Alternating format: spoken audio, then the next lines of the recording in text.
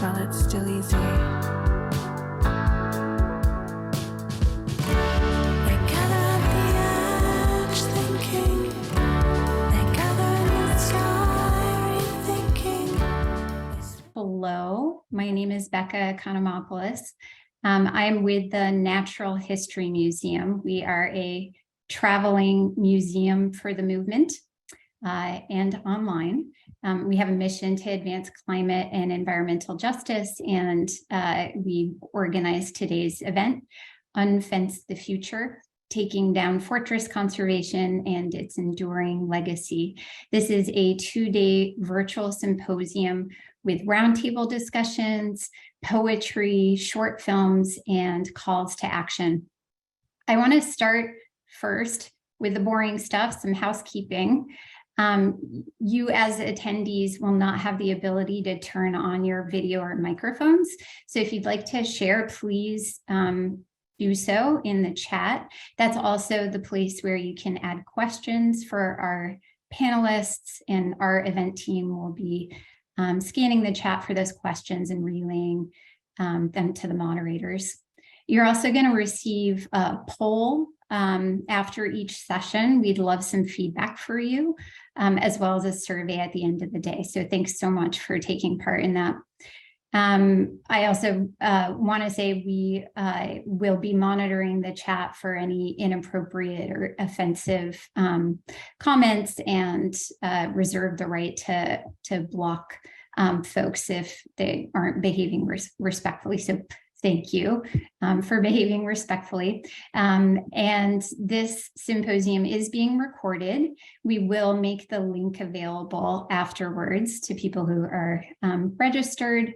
And we will also be sending a follow-up with calls to action that came up from our speakers through the course of the symposium. So you'll be getting that over email. Finally, if you have any tech issues, please send a message to the hosts, and we'll be sure to help you out. So with that, I want to turn things over to Sadie Olsen from the Lummi Nation.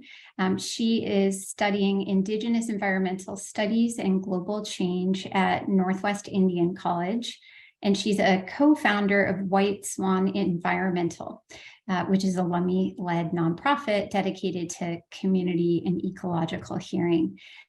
Sadie is going to open the floor for us with a blessing and a song.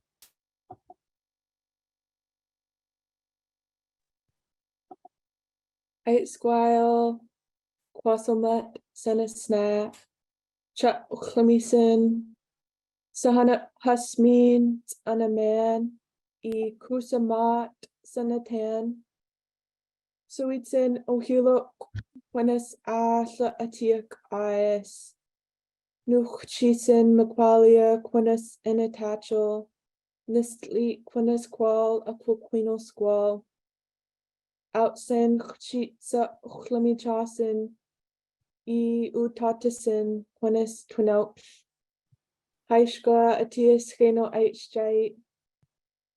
Haishka, Nasila, Salalukla, Isa, Salalukla, Hiriel, Itza, Shkulawin, Utsa, Ngana, Quait, Seaslan, Quem, Estalnuch, Tiriels, Utsa, Qua, Tiriels, Chutchnin, Shkulawin, Stenoch, Kwaslmut, Amoya, Nutsa Tangoch, Huchsisung, Utsa, Tiriels. Haishka, I will also be sharing with you the Chashashwakwillikson song, which is the song of the Lummi Nation. It's our national anthem, and it is a song that helps us to remember our origin story, and that we are the survivors of the flood, and that the importance of that story to our people. Oh, he-oh, oh,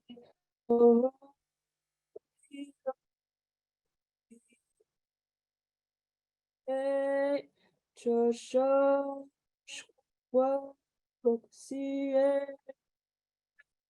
oh, oh, oh,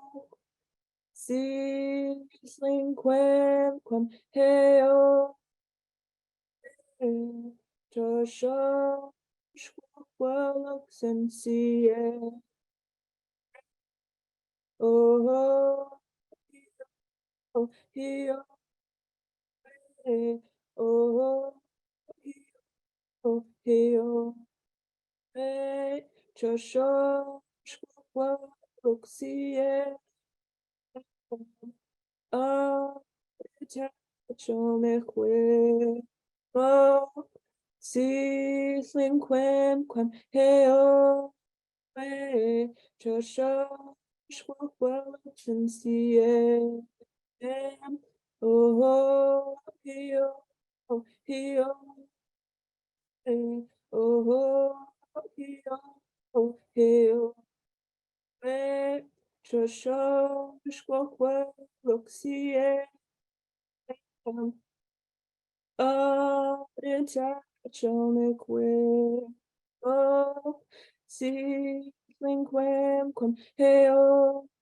hey,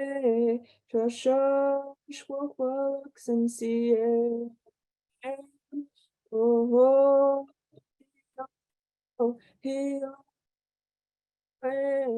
oh, oh, hey, oh, oh, hey, Joshua, ah, oh, si, heo,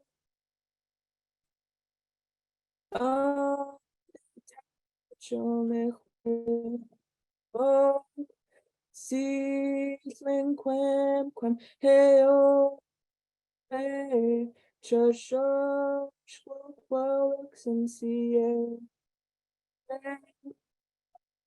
High school.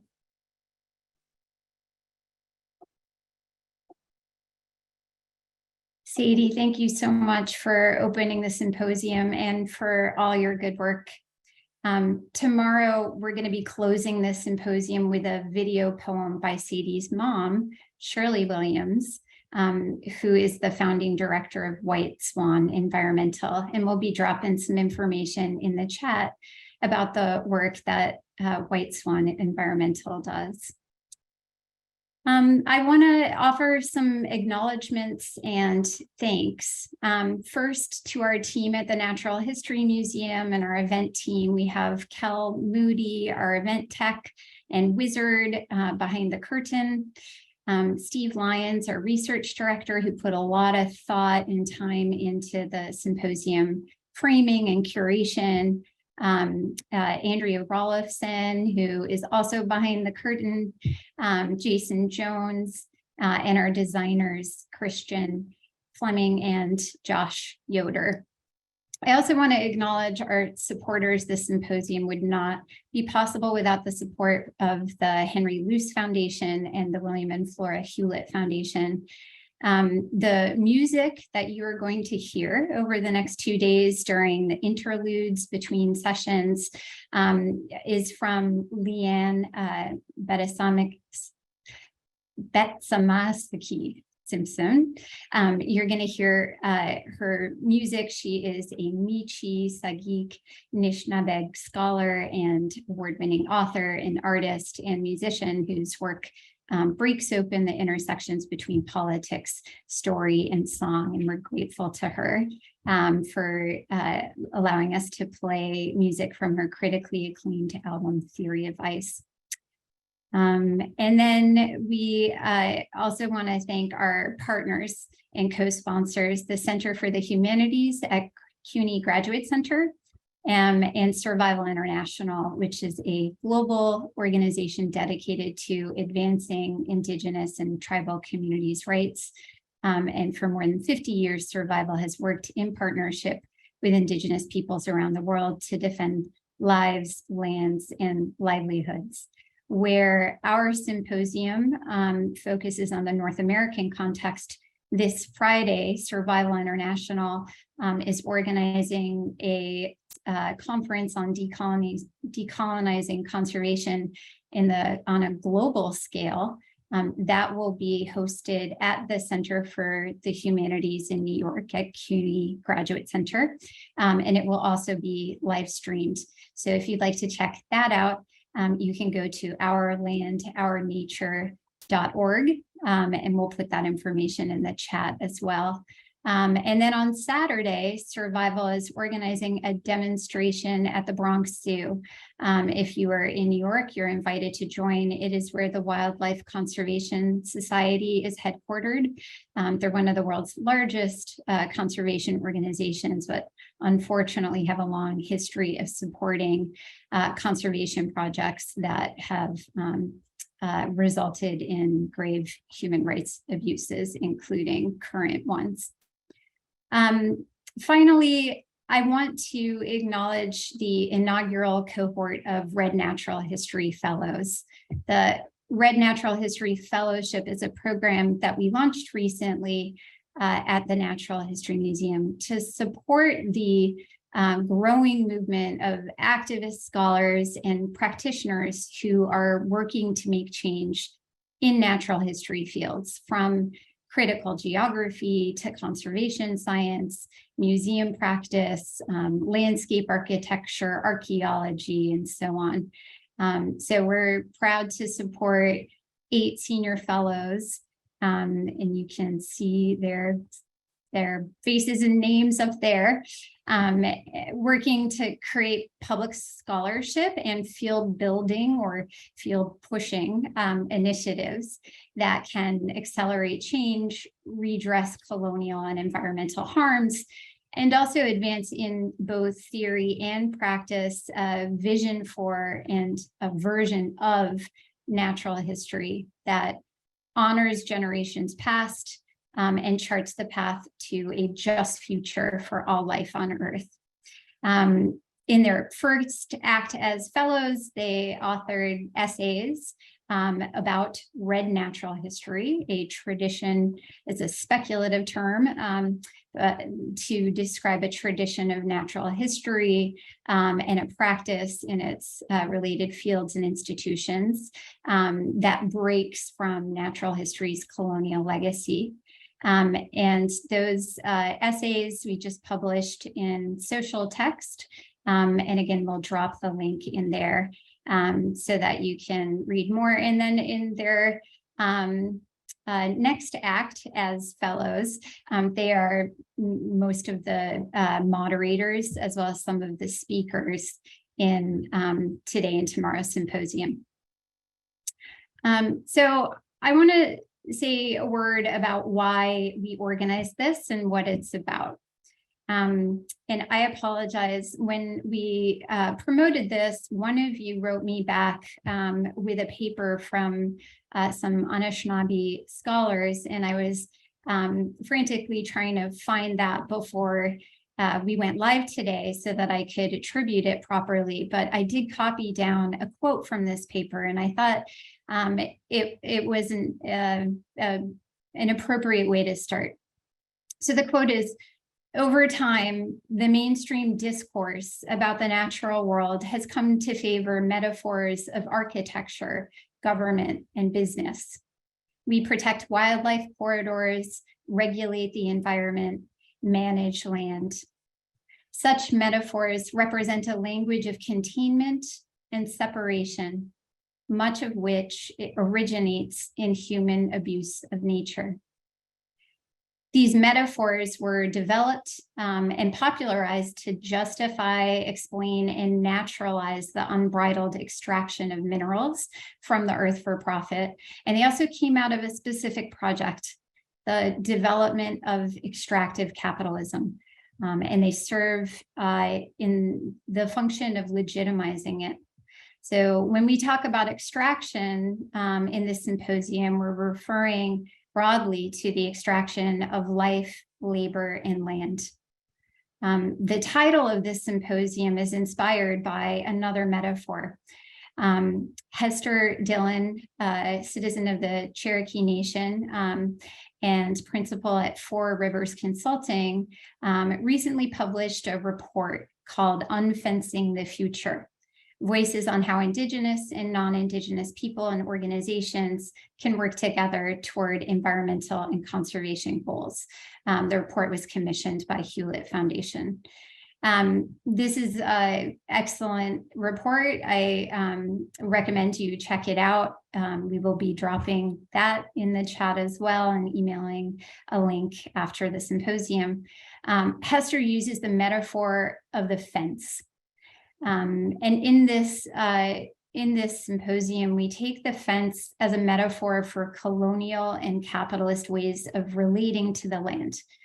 So the fence represents or reinforces a regime of private ownership and control. And the boundaries and borders that fences inscribe, we see through history and in present day that they've been sites of criminalization and militarization. So this symposium asks what it means to unfence the future in the context of the overlapping and intensifying climate, economic, and extinction crises that we face. We heard from several of you a question or a concern. Does this event take a position against wilderness designation? No, this is not an anti-wilderness designation event. Wilderness designation has been, and other protections have been powerful tools. However, legacy notions of wilderness as pristine and devoid of people has caused both environmental and social harm and has not served us in the goals of conservation. So we're going to hear from organizers and community leaders who are calling for Indigenous co-management of federal lands, the repatriation of land or land back, and other solutions. But more broadly, in the context of the symposium, we are exploring the fundamental questions of how we see, understand, and relate to the land and each other, and how those ways of relating have been enshrined in federal conservation laws and policies, how many of those policies are failing at what we'd hope they would do. And finally, the need for strategies beyond wilderness designation, which conceptually and in practice suggests to us that some places and communities and cultural heritage are okay to protect, and others outside the bounds of these zones are okay to exploit. In the context of the climate and biocultural diversity crises, mass migration and inequity, these are fundamental concerns that conservation, historic preservation, and government laws and policies must grapple with. So I hope that clarifies our position. The symposium will toggle between the philosophical and the practical and strategic, thus the role of theorists and academics, as well as poets and organizers and legal activists. So with that, I'm going to kick it over to Steve Lyons, the research director for the Natural History Museum, who's going to offer us an overview of the agenda. Hello, and welcome to Unfence the Future. Over the next 2 days, we've put together 5 panels with an incredible list of speakers, interspersed with poetry, music, and videos. So up first, 5 minutes from now, is Conservation by Dispossession. This first panel will set the stage, asking big questions like, what is fortress conservation? Where did it come from? And what problems did it seek to solve? Turning to the origins of this model of conservation in the United States to unpack the complex relationship between wilderness preservation, extraction of resources, and settler colonial dispossession that endure in strange and different ways in federal land management policies today. After the break, we'll hear from Indigenous culture bearers, archaeologists, and conservationists to unpack the ways of seeing, understanding, and relating to the land that have sustained Indigenous traditions of land stewardship. the very traditions that the 19th century conservationist movement was established to replace. We'll then pick things up tomorrow afternoon with a panel called Exterminating Extraction, which brings together community leaders and activists from key sites of environmental struggle to talk about their ongoing campaigns to halt industrial projects that are placing their sacred sites at risk. And after that, we'll continue to think about the challenge of protecting sacred sites with defending the sacred in law and policy, a panel that looks into the failures and limitations of federal policies to protect sensitive ecosystems and sacred places, as well as to the efforts of communities and legal activists to overhaul them. And lastly, at the end of the conference, we're going to broaden our scope, bringing together activists, organizers, and theorists from across the continent to consider what it means to unfence the future in our age of climate catastrophe. So all told, our aim in this conference is not simply to critique fortress conservation and its enduring legacy, but much more importantly, to uplift the many practices, ways of working, and ways of seeing that point to another way forward.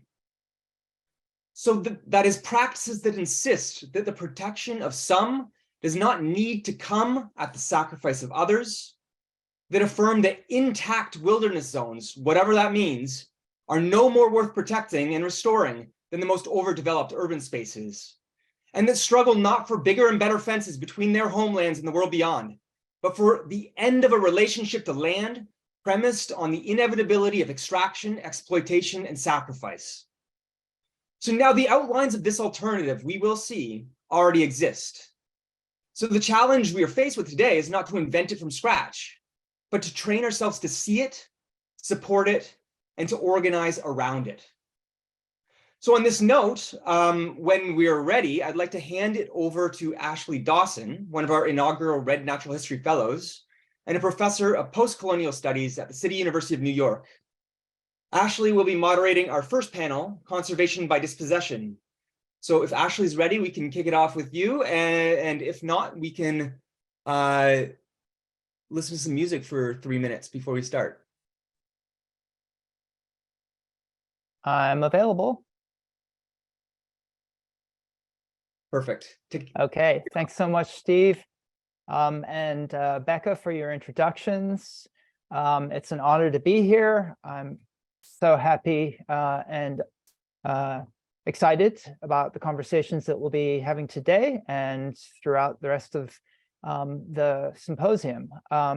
So I'll turn things over, first of all, to our two panelists. Unfortunately, Nachi Blue Barnard is ill and is not able to join us. So our panel will consist of Rosalyn LaPier, Karl, Jacoby, and myself.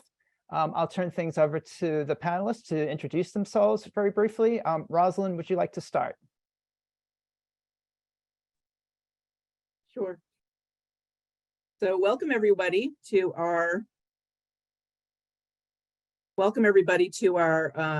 panel today.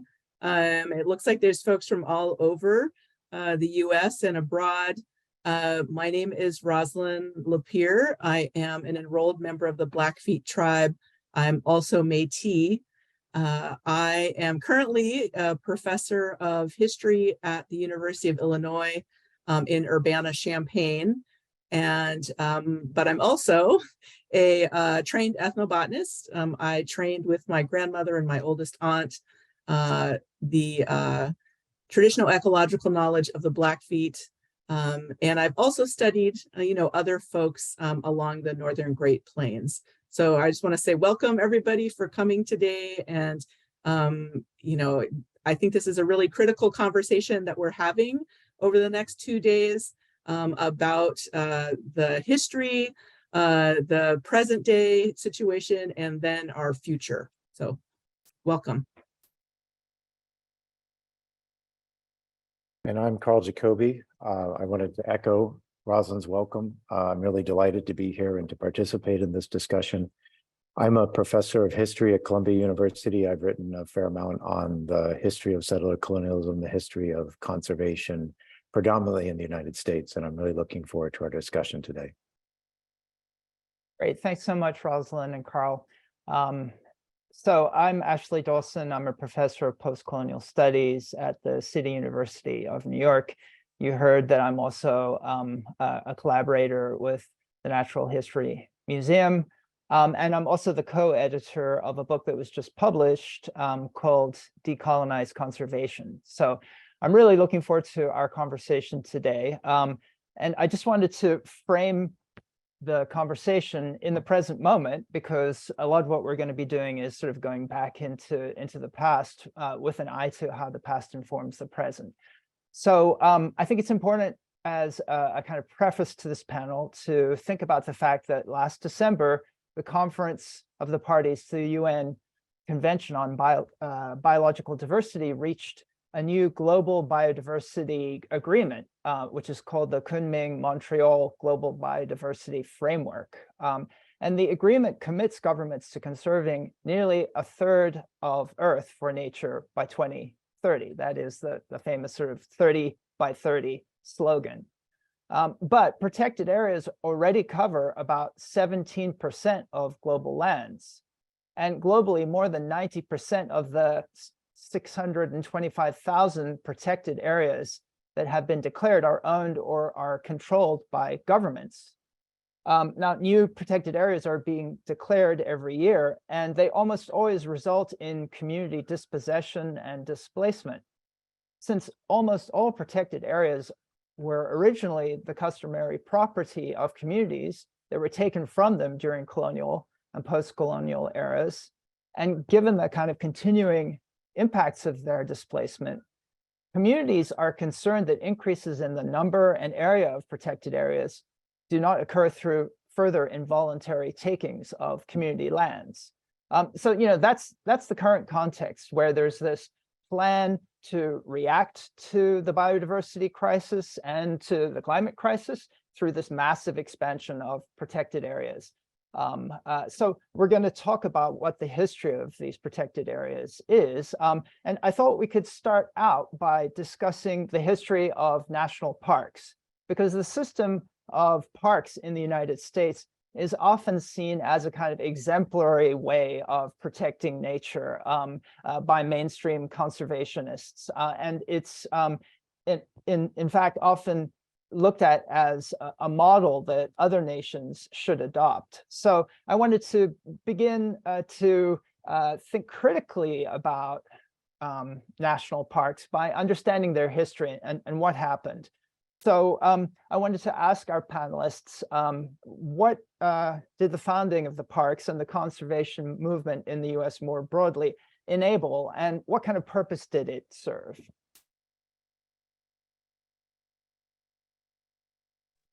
I'll let Karl start with that one. Okay, I was going to defer to you, but I will start as the historian here. So I would say there's this really quintessential link between fortress conservation, the idea, and the history of national parks here in the United States, that the precedent is really set here in the United States. So the first national park in the world is usually considered Yellowstone National Park, which was created in 1872. And in terms of timing, it's important to realize that this is happening right at the same moment when there is a burst of reservations being created for the Crow people, for the Shoshone and Bannock nations, at much the same time, in the specific case of Yellowstone. And so what you're seeing is this parceling out of the landscape, where you're separating out people in one particular place and this idealized nature in another place. So that's one issue that I think is really important for people to realize. But beyond that, what's striking is that the Yellowstone is created in 1872, and the National Park Service is not created until 1916, actually. So one of the questions we might ask ourselves is, well, who's managing the parks for this almost 40-year interregnum? And in fact, for most of that time period, the parks end up being managed by the US Army. And in fact, Yellowstone is renamed by the US Army Fort Yellowstone. And so if we're thinking about fortress conservation, at the very moment when Yellowstone is being created, it is literally a fort, right? And I think it's presenting this model of a very highly militarized conservation. Sort of, they used patrols, armed patrols going out to protect the park, and very much a sort of armored, fortified space that's trying to be kept apart from rural people, predominantly indigenous people, but also white settlers as well. And so I have a lot to say about this, but one of the few things that I just wanted to touch on briefly is, and as I think as Ashley mentioned, this model gets exported around the world, and I think people are often surprised when you create parks in the global South that there's a lot of resistance from local people. And I think the reason that people aren't aware of this is they don't know the actual history of our own parks here in the United States, that the parks here there's a significant component of indigenous dispossession that takes place. And furthermore, it's done in a very militarized way. And so the fact that we have very militarized conservation in much of the rest of the world is not surprising, because it tracks very closely with our history. And so I think this provides us with a really powerful way of rethinking, Wallace Stegner's famous quote that gets used about the parks, that there are the best idea we ever had, and they're absolutely democratic. Clearly, that doesn't fit very well with the history at all, that the parks really are settler colonial projects. And I think they're settler colonial projects in two ways. One way is simply because they're dispossessing indigenous peoples from this landscape, but also because the park is imagined to be a space that's basically what the North America was like prior to the arrival of white people, prior to 1492. And because it's presented, it's forced to be this space that is basically unpopulated and there's no indigenous presence. It enables this kind of imaginary that suggests that indigenous people were not here, or only a very minor presence on the landscape. And so it really helps to sort of institutionalize settler colonial thinking. It doesn't just express it, it actually becomes a very powerful tool for furthering settler colonialism. I have a lot more to say, but I really want to pass things to Rosalyn, and I'm really looking forward to the discussion. No, I think that's a great place to start. And I think from my own personal perspective, as somebody who grew up right next to Glacier National Park, which historically, Glacier National Park is part of Blackfeet territory, but now is sort of a separate sort of entity, that this idea of how the United States has used kind of this imagined past as a tool of colonial violence against indigenous people. So what I mean by that, as Karl has already kind of articulated, is that, there is the definition, somebody had asked about wilderness earlier in Beka's introduction, whether this was going to be, I guess, anti-wilderness. And I will say, yes, I will be speaking in that regard. But this definition of wilderness that was created with the Wilderness Act as, that wilderness is a place untrammeled by man, is very anti-indigenous, right? And it came again from this imagined, kind of created, constructed mythological past of the United States of America that is just not true. But even though it's not true, even though it is a myth, myth making is very much part of the building of American empire, right? And so because of that, it gets used again as this tool of violence and a tool of erasure. And it still exists today.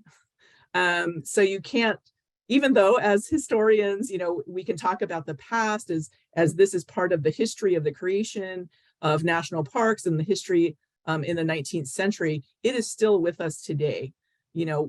It is that sort of American mythology is still with us today. And it does interesting harm, but it can also be utilized sometimes in a good way.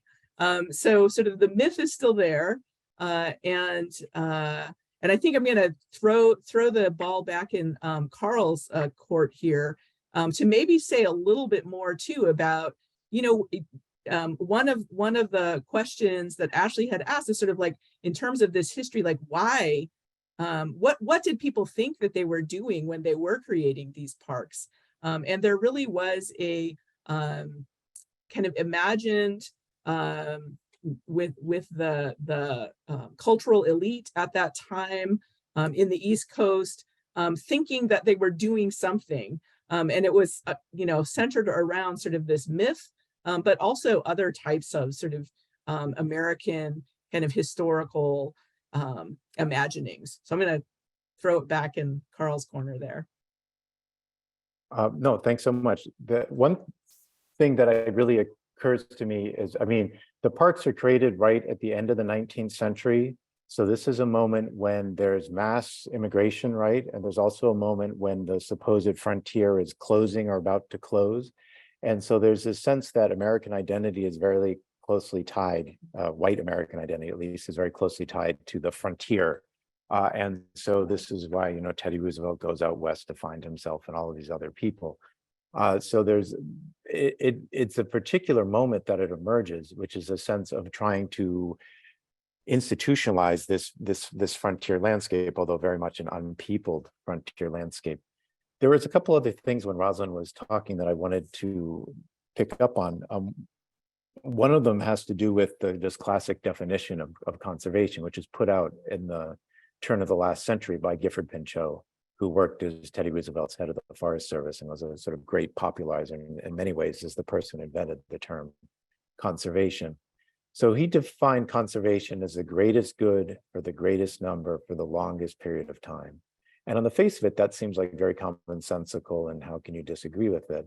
But I think the real issue here, which comes up in the question Ashley was saying about, well, of course we want to conserve land, right? But we have to really think about what is conservation being for, who is things being conserved for, and as Rosalyn was suggesting, is very much being preserved for a certain kind of white elite tourist who needs to recapture this identity that's imperiled because of all the changes that are happening in the US at the time. You also have to think about who is this nature being conserved from, and it's very much being conserved from predominantly indigenous people during this particular time period. And the last thing about Pinchot's own definition, which is the greatest good for the greatest number for the longest period of time, is that he's explicitly not really interested in minority rights, right? So if he's saying the greatest good, it's basically like, in some ways, saying minority groups, minoritized groups can be asked to make these tremendous sacrifices, which is in essence what has happened, right?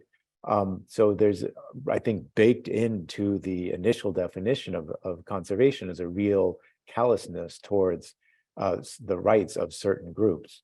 And the last thing that I wanted to mention as well about the term conservation, I mean, when Gifford Pinchot invented it, it was in some ways a kind of stroke of genius, because on the face of it, conservation, like his definition, seems like such a, who is against conserving, protecting, all of those sorts of things. It seems like a very positive thing, right?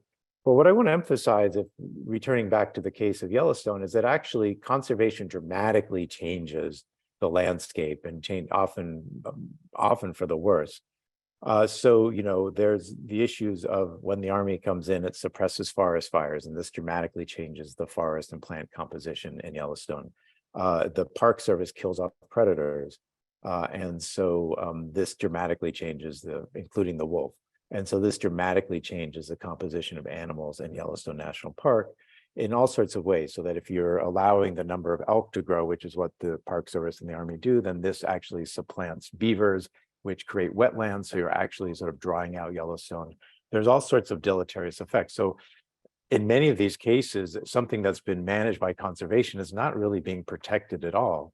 The most striking thing I think about this is that, of course, the removal of indigenous peoples dramatically changes the landscape as well, because they've been tending these landscapes for millennia.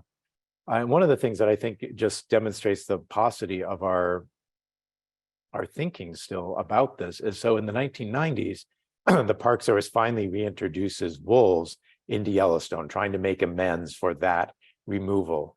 There's never really been a discussion about how would you reintroduce indigenous people to Yellowstone National Park, right? That's not even on the table. That's seen as really a violation of the park idea. And I think that points to this disjuncture we have in our thinking, or the failure we have to really grapple with the real history of the parks. Thank you both. I wanted to follow up on one thread of our conversation. Was one of the things I found in my research on conservation discourses is how they traveled internationally, how there really was an elite that one could even call a kind of imperial conservation corps who were in dialogue with one another across different spaces, from the US, to European colonies and even parts of Europe.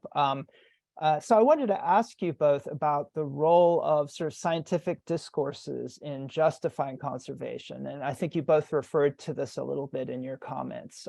But for instance, when the Forestry Service gets set up in India under the British Raj, when the British were ruling India in the 19th century, the first person who is appointed to head up the Forestry Service is a German.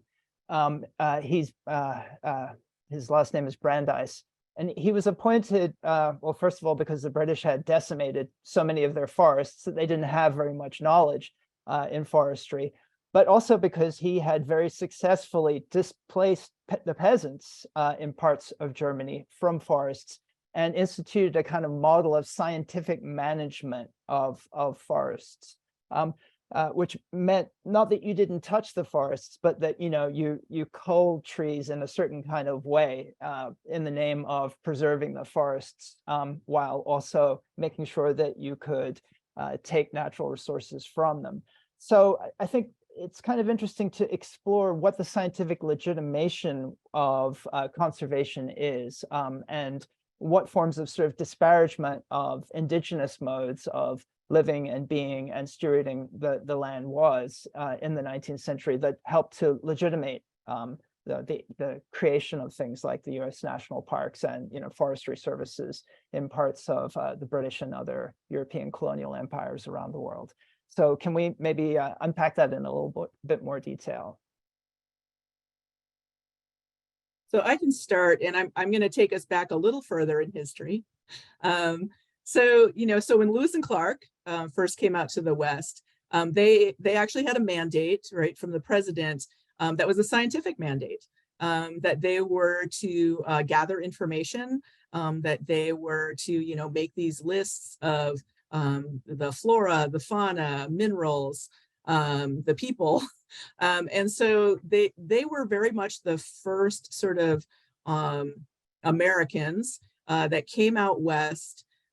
Whose a major part of what they were doing was this scientific agenda, right? And as they were moving across, up the Missouri and over the Rockies into the Columbia Basin, they were collecting information, they were collecting specimens, they were naming and renaming as they went along, and then all of that got shipped back east, right? And all of that information got shipped back east, both their journals and their specimens that they collected, and they serve as a foundation for American science, right? They serve as a foundation for American natural history museums, and their methodology is something that people still use today, right? As to a certain extent in terms of American scientific methodology. So it's interesting to think about that the first sort of official American effort in the American West was a scientific one.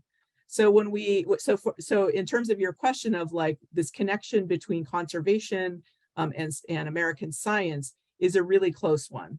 So we fast forward from the early part of the 19th century to the end of the 19th century. And by then, American academia is kind of, I shouldn't say emerging, but sort of in full, universities are flourishing, different types of disciplines are flourishing as we move into the progressive era. And the American kind of scientific endeavor is very much tied closely to indigenous land and landscapes, and this growing conservation effort. And so I would say there was never a time when they were separate. They were always sort of very much part of what the purpose of setting aside indigenous lands was still part of. They became places of study. They became places for gathering, again, kind of specimens, and they still are today. And in fact, it is written into the policy around national parks that they are a place of scientific research. So I think I'm going to stop there and let Karl jump into this conversation as well. Great. I'm in New York, so I hope there's not too much background noise that's sort of seeping through. I apologize if you can hear that siren in the background. I mean, Ashley, as your question really already pointed to the answer in some ways, that there's this kind of process almost of internal colonization. I don't know if that's quite the right term, that's happening in parts of Europe where with the rise of scientific forestry, which happened sort of in the 18th, early 19th century, a lot of this is about dispossessing peasants from the landscape and kind of exerting scientific technocratic control of these. And these people then become the sort of models for what the US does. So Gifford Pinchot, I mentioned earlier, he goes and studies forestry in France, right? And a lot of the ideas for forest reserves come actually from the British in India, who are creating forest reserves in India. And so I think there's very much a way that there is conservation is very closely tied to colonialism if you look at it in this larger context. And I think we really need to think very deeply about the connection between the two of them. It's striking to me when I look at the history that when the United States, invades and occupies Puerto Rico and the Philippines in 1898, one of the first things that they do actually is create national forests in these places. It's a sort of repertoire that they've developed. So we need to think about the American West, which is where most parks are concentrated, as this kind of proving ground for American colonialism that then gets exported around the world, either the model of the national park or even directly when they're going to the Philippines or Puerto Rico. And I guess I just wanted to emphasize that it's really striking for me how much conservation was, using science to basically dispossess indigenous people by and large. That one of the things that really struck me when I was doing research for my first book, which is on precisely this issue, is that in contrast with the later environmental movement in the 1960s, which tends to sentimentalize indigenous people in lots of ways, very problematic ways, calling them the first environmentalists without really thinking through about the sort of uniqueness of indigenous connections to the environment. But conservationists are really hostile to, in the 19th century, very, very early 20th century, very, very hostile to indigenous people. And I really had trouble at first figuring out why that was the case necessarily. But I think a lot of it was they're actually locked in the struggle over who is going to control the landscape. And basically, is it going to be indigenous people or is it going to be the technocratic conservationists? And to win that argument, the technocratic conservationists have to really demonize indigenous uses of the land. And that enables them to then enact this dispossession. And so this is all ways of sort of reinforcing this point that I very much see colonialism and conservation as arising together at the same moment. And I think one of the big challenges for us at this conference is thinking about, are there ways, is it all even possible to kind of pull the two apart, or how much are they so deeply interwoven that we need to rethink everything all over again? Thank you both very much. And, of course, we could talk about individual figures like Teddy Roosevelt, whose incredibly racist and paternalist statue was just removed from in front of the American Museum of Natural History here in New York after a long battle, as kind of encapsulating this joint history of conservation and colonialism. He was an explicit eugenicist, very much in favor of U.S. imperial expansion, and of course, a great figure in the U.S. conservation movement. So that kind of combined lineage that you're both referring to is very clear. And I think the sort of question of control over the land and struggles over the land and the ways of stewarding the land is something that we'll come back to in the rest of our conversation today. I wanted to talk a little bit more about fortress conservation, a term that you kind of gave us a history of, Karl, in terms of the US military actually controlling Yosemite. But I wanted to get at what that term refers to in a little bit more detail. So ask you all both to think about the implications of fortress conservation and what some of the assumptions are behind it, and particularly in terms of how it emerges as a response to the idea that indigenous peoples are kind of primitive communists, are behaving in certain ways that get represented as unsustainable. Although we know from contemporary scientific work today that in fact indigenous peoples around the world are actually the best stewards of biodiversity. So we need to be very aware that these kinds of representations are a product of a kind of racist history and totally connected to dispossession. But so let's just try and unpack that term a little bit more of fortress conservation. Rosalyn, would you like to start us out? Sure. So I think I think there's sort of a basic definition, which fortress conservation is just a conservation where land is being set aside for the purpose of for protecting nature, and as part of that effort of setting aside a particular piece of land, that you're really sort of pushing out any humans that are there, whether they're indigenous or whether they're newcomers to the area, so that it is a land and landscape that is kind of devoid of human, and at the same time sort of creating a system of protection or management, as Karl has already mentioned, that oftentimes begins with the military or military presence there. And so it's sort of those two parts is kind of just a real common definition, is kind of land set aside, humans removed and or erased from the landscape, and then some sort of like protective force around that particular piece of land. So I'll let Karl add. Oh, that was, I think, a really great definition. I'll come back as the historian, sort of come back to the history.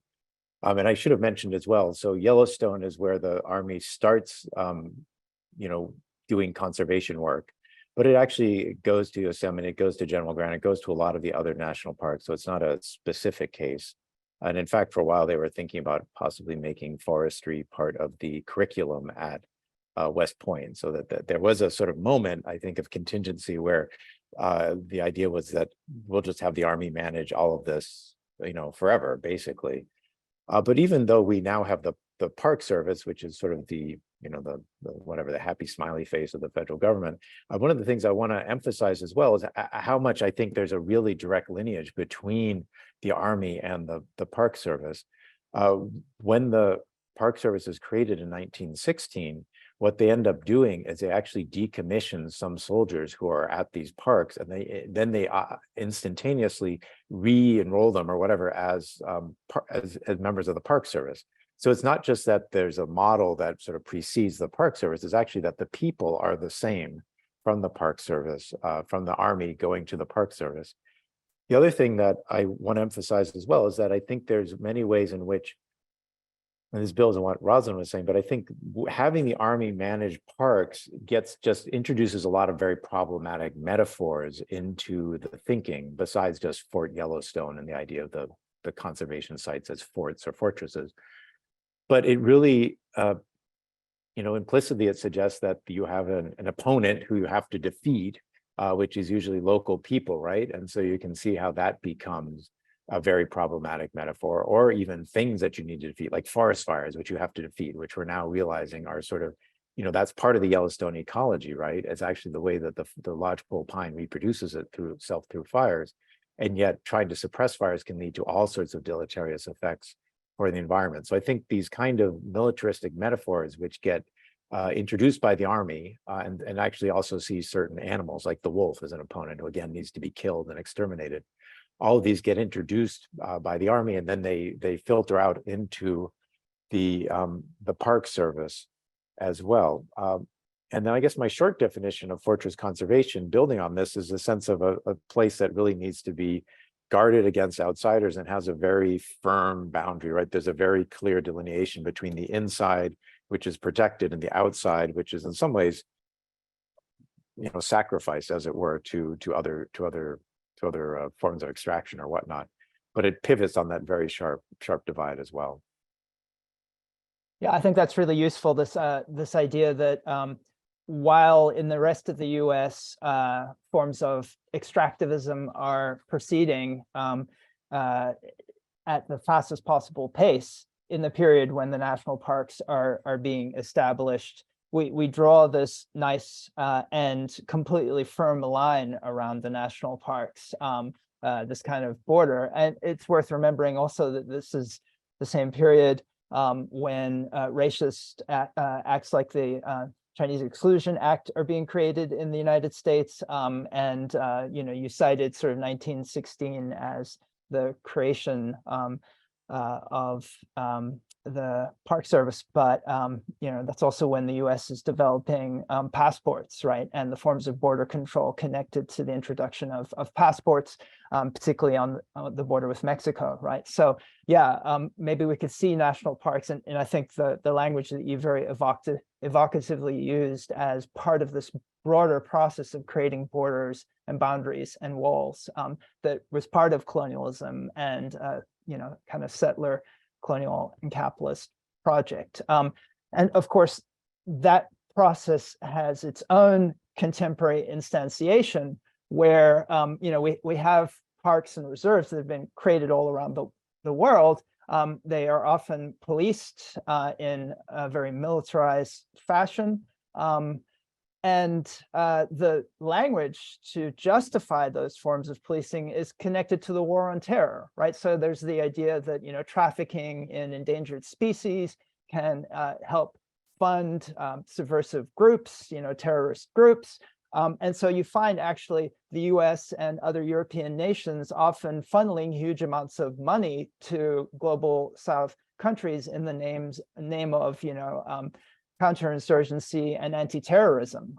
So the very kind of connections between militarization and violent dispossession of indigenous peoples that both of you have been talking about sort of in the historical past in the United States continues to play out around the world in various different ways today. Can I add one more thing? And I think Please. that I think Karl has already mentioned this, but I was just going to mention it again. So of course today, we have this legacy, right? This kind of Army legacy that still exists within national parks. So for example, and I believe that Karl has mentioned this, the uniforms that people wear today, right? Very much modeled after sort of the Army, and they wear the hats, and it looks very, they have the uniforms that they wear are very kind of militaristic. That when you drive into, at least in the West, in the American West, when you drive into a national park, you almost you have to, right, you pay to get in, and you drive through the entrance, and the entrance are usually people take their pictures there and stuff, of course, but there's definitely, you are going into the park. And there's usually some sort of fort-like structure / kind of looks like a log cabin, but it looks bigger, some sort of fort-like structure that you're driving into and through. So that kind of imagery of going into a park that's being guarded by people who are dressed in a particular way, that's very much part of today going into a national park. It's this legacy, right? This historical legacy exists there, but today, it's very much a part of what people like about going into a park, right? Because it's so American, and so though that legacy of the fortress is still very much a part of what you will experience when you go into a national park, especially out west. Thanks, Rosalyn. Yeah, part of sort of Smokey the Bear and, seeing the land through the eyes of the settler colonial state is really key. I want to just ask a little bit, we've talked a lot about indigenous dispossession, but I think, Karl, you've also worked on sort of tensions between the park police and poor white settlers. So I wondered if you could talk about that a little bit and how these forms of fortress conservation play out on the ground across not just sort of ethnic boundaries, but also along class lines. Yeah, no, thank you for asking that. And I want to work my way into talking about when they recently showed that picture of Clarence Thomas up in the Adirondacks. It really stood out for me as a sort of actually commentary on conservation. So I'm going to try to connect that in because I think it's actually very revealing. But I think the main point here to emphasize it that there is actually I think the preeminent story here really is indigenous dispossession, but there are ways in which the settler state actually doesn't always align with even the interests of some settlers as well. So that in a lot of rural areas, what white intruders, white settlers end up trying to do is institute what we might call a kind of commons regime, which would be sort of imported from Europe, as it were, which means particularly that people can hunt and forage on open land, non-agricultural land, unfenced land. And this is something that becomes eventually sort of suppressed in the consequences of conservation. And I think one of the things that is really striking for us to emphasize is that one form of conservation is the creation of public land, but there's also forms of conservation that are actually very privatized. So there's game reserves in Africa today, right, that are private game reserves. And you actually have private game reserves, including up in the Adirondacks, up in the place where Clarence Thomas was, these private game reserves. And the key issue here, which happens the late 19th century, just really right after Yellowstone gets created, is the notion of posting, which is now such a common part of the rural landscape that I think a lot of us aren't that conscious of that it has a history and that it wasn't always this way. But what posting allows you to do is basically post, if you own a substantial quantity of land, you can actually keep other people out of your land. This would have been illegal in the early United States law because the notion was that anyone could hunt and fish or gather, plants and whatnot on any land that was non-agricultural, that was open to all. So if you owned 500 acres, but you're only farming 50 of it, the other 450 acres would be open to anyone else, because game does not belong to the individual in theory. The game belongs to the state and to the public. So we actually have a much more, what happens with posting is that all of a sudden people can't go onto this land. They can't go onto all of these big estates. So up in the Adirondacks, which is a really interesting case, and I think what happens is the Adirondack Park, which is a state park, it gets created. There are some indigenous people at the time the park gets created who are living there, but most of them have already been displaced. And because most of the people living there are settlers, it's a situation where you have actually they're more empowered than indigenous people. And so they're able to have some negotiation with the state. And so they're able to, stay in a way that's much harder for indigenous people to do. But these private estates end up shutting them out of a lot of conservation areas. So this creation of these private estates, like the one Clarence Thomas was on, was hugely controversial in the Adirondacks because it basically leads to this privatization of the landscape. And it's all being based on the need to protect game animals, more or less. So the conservation rhetoric can be used both to exercise state control, but also to facilitate private control of the landscape as well. And this, I think, points to the subtitle for this particular event is Unfencing the Future, right? And so with posting, the fence becomes the issue. If you have a fence and you say no posting, people cannot go in. And that's a very recent development. It's only within the last century that has really happened in American life. And so it really means that we have a much more privatized rural landscape than we ever did before. It also means that the sort of combined pressure in lots of cases between massive public conservation lands and then these private conservation lands means that a lot of people are basically, the ability to have subsistence is reduced. A lot of people are forced into the wage labor market. So I think that is also part of what happens is proletarialization of people, which happens for indigenous people, and it happens and for white people as well. I don't want to sort of, I really do think the primary emphasis needs to be on indigenous dispossession, but I do think that there is ways in which this, what happens to white settlers is also really illuminating and suggests that there's other ways that even settlers can think about nature than the particular way that we have selected to go forward, which is a very privatized, very exclusionary landscape that even within settler society, there's a critique of conservation. Great, thank you, Karl. Rosalyn, would you like to sort of weigh in a little bit around this idea of the commons and commoning and how that works? So no, I just want to, I mean, that's a kind of a really fascinating kind of reminder of kind of how complicated this history is, and especially around new settlers who are coming, especially, I'm going to say, especially out west, and their use of indigenous lands, and as we know, in places like Glacier Park, there's still folks who have claim to the park, settler, not indigenous people, but non-indigenous people, because they're able to negotiate to be able to stay in those lands and in that landscape. But no, I mean, one of the things I would say is that there has always been in American history the idea that that non-indigenous people have a right to indigenous land, whether it's legal or illegal, mostly illegal.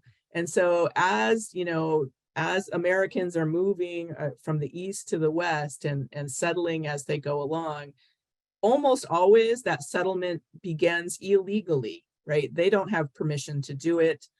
They don't have permission from the indigenous people to live there. They don't have permission to utilize the resources. They don't have permission to take the resources. And so usually that sort of movement and settlement happens illegally first.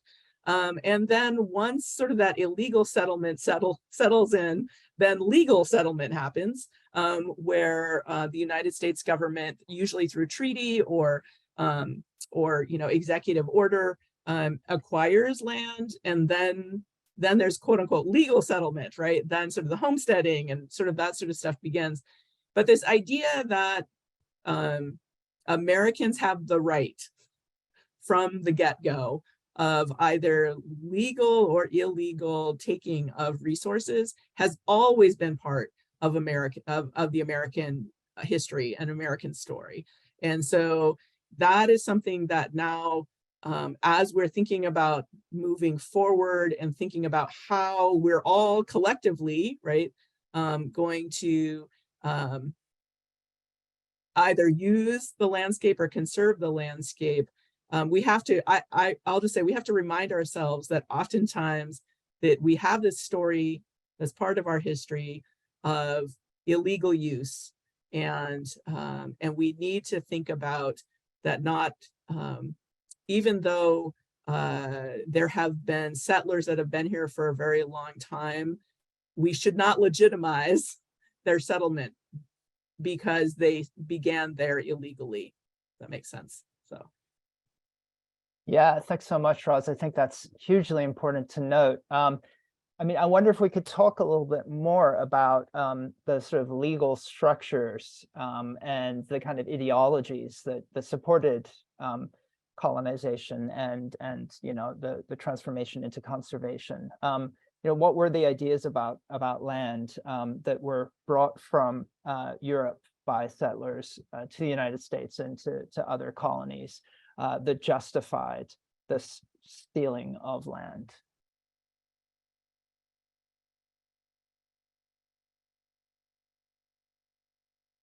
That's a big question. Yes, I know. No, that's a big question, and I you know, I'll just say, so fast forward to the 20th century here, when we were beginning to create most of the national parks that are part of the national park system today, you know, there was still this ongoing effort to misrepresent, to coerce, indigenous people out of the land that they rightfully owned, right? And so I know that there's a longer history to this, but there's still sort of a current history that, again, has not been fully kind of addressed. And there are a lot of indigenous communities today who, as many of the younger folk will argue, want land back, right? They want to start having this conversation about where there are places where land was illegally taken, coercively taken, for it to be returned just outright. And some of those are places that are conservation areas, wilderness areas, and national parks. And so, I mean, I think that that's a conversation that is beginning to happen. I think this conversation will continue with a couple of our panels later today and tomorrow to talk about this. But I think that that's something that once we do sort of that historical analysis to start looking at, the history of particular pieces of land, we really need to not be afraid of our own history as Americans, and think about how we're going to address and redress some of this land removal from indigenous peoples. I mean, maybe folks have already read it, but there's a nice piece by David Troyer, who's a Ojibwe thinker in the Atlantic a few months ago, which was on sort of returning the national parks to indigenous peoples. And I think that's sort of the one of the logical extensions of what Rosalyn is talking about. It doesn't really address the needs of all groups because the parks are, of course, carved out of the homelands of only specific groups. I mean, it would work for the Blackfeet potentially and for Crow and Shoshone in the area of Yellowstone, but it may not address all of the land that's been removed from other indigenous groups. But Ashley, to return to your other question, which was sort of just, I mean, there's such an obvious sort of willful blindness to Indian and native uses of the environment that just runs through all of this. I think, and it goes all the way back to as far as back as you can go to the colonial period when you first see European intruders show up in North America, which is basically thinking that indigenous people are not making the proper uses of the environment, or not even not recognizing what they're doing at all, so that it basically just facilitates the colonial taking of the land from them. And there's to the extent that they non-indigenous people recognize that indigenous people are working the land, they only recognize farming, for instance, as perhaps being a claim on the land. And so for a lot of groups that are often do not practice what whites thought was agriculture, this opens up all of their land for claim. The notion that they're kind of rootless nomads who are wandering, they don't really realize both the fact that it's tied to a very well-controlled seasonal cycle, and also that even if indigenous people are not planting corn, that actually there's ways that they're manipulating the environment to make it more fertile and more useful for them and the sorts of things that they need. So there's a kind of husbandry that's taking place. And this is exactly the kind of husbandry that then gets lost and sacrificed when these indigenous people are removed from landscapes. And I wanted to talk a little bit about you mentioned legal changes, and I wanted to talk about this a little bit because I think, this is where I think I support the land back movement, but I actually think there's more to it than that, because one of the things that I always sticks out for me are things like hunting and fishing rights, which are often rights which were able to be practiced off your reservation, for instance. And these are things that then get assaulted. So there's a sort of an act of removal that takes place by placing people on reservations, but there's also an act of displacement that takes place because of conservation. So that there were groups, for instance, under the treaty of the Laramie Treaty, groups like the Crow had the right to hunt on open and unclaimed land. And this is then removed from their control because of the exigencies of conservation. And so they're basically, this is a further way that they're deprived of their access to natural resources that they've long used because of conservation. all this really comes to a head in 1896 with the court case, which is called Ward versus Racehorse, which is decided by the Supreme Court. And there actually, it's a kind of an infamous case because it's decided the same session as Plessy versus Ferguson, which is of course the infamous case on separate but equal that justifies Jim Crow segregation. But, you know, Plessy versus Ferguson has been sort of explicitly overruled by the Supreme Court, but Ward versus Racehorse doesn't. And Ward versus Racehorse basically denies tribes in Wyoming their off-reservation hunting rights once Wyoming becomes a state. And so this was as recently as 2019, there was a case before the Supreme Court, Herrera versus Wyoming, which really tied to the Ward versus Racehorse case. And this was decided 5-4 in it was a Crow, Herrera was a Crow Indian who had hunted off his reservation and killed 3 elk, and he was arrested and found guilty by the Wyoming court for doing this as hunting out of season without a license. And he pointed to the Laramie Treaty as saying, I'm justified for doing what I'm doing. I'm obeying the treaty, right? This went all the way to the Supreme Court, and it was a 5-4 decision in his favor. But you have to realize this is one of the last decisions that Justice Ginsburg participated in. And now with the new composition of the Supreme Court, who knows how that would have been? I think it just indicates how even today, how incredibly, fragile these rights are, and how even today, a court case from one of the worst sessions of the Supreme Court from 1896 can still shape Indian law in really oppressive ways. So Rosalyn was mentioning this earlier, the ways that there's these deep continuities, and I think this points to these very deep continuities with the sort of the period that we might think of as colonial, and we might imagine perhaps we're not in this colonial moment, but we are. I mean, settler colonialism continues, right? It's a structure, not an event. Thank you both very much. And, I'm struck again by the kind of continuities across different colonial contexts. I've been doing research, as I already indicated, on India, and the ways that, for instance, John Locke's ideas about development of the land through productive work on that land gets used to justify dispossession of indigenous people there, which of course involves a kind of misrecognition of their own processes of stewardship and husbandry. So, and also of their customary title to the land. And the kind of cases around that have been very hard fought, and only actually led to a victory about 15 years ago with the Forest Rights Act for Adivasi and other indigenous peoples, which in many ways still hasn't led to genuine restitution of land for indigenous peoples in India. And similar kinds of battles are playing out all around the world. So I wanted to kind of bring us to the contemporary context.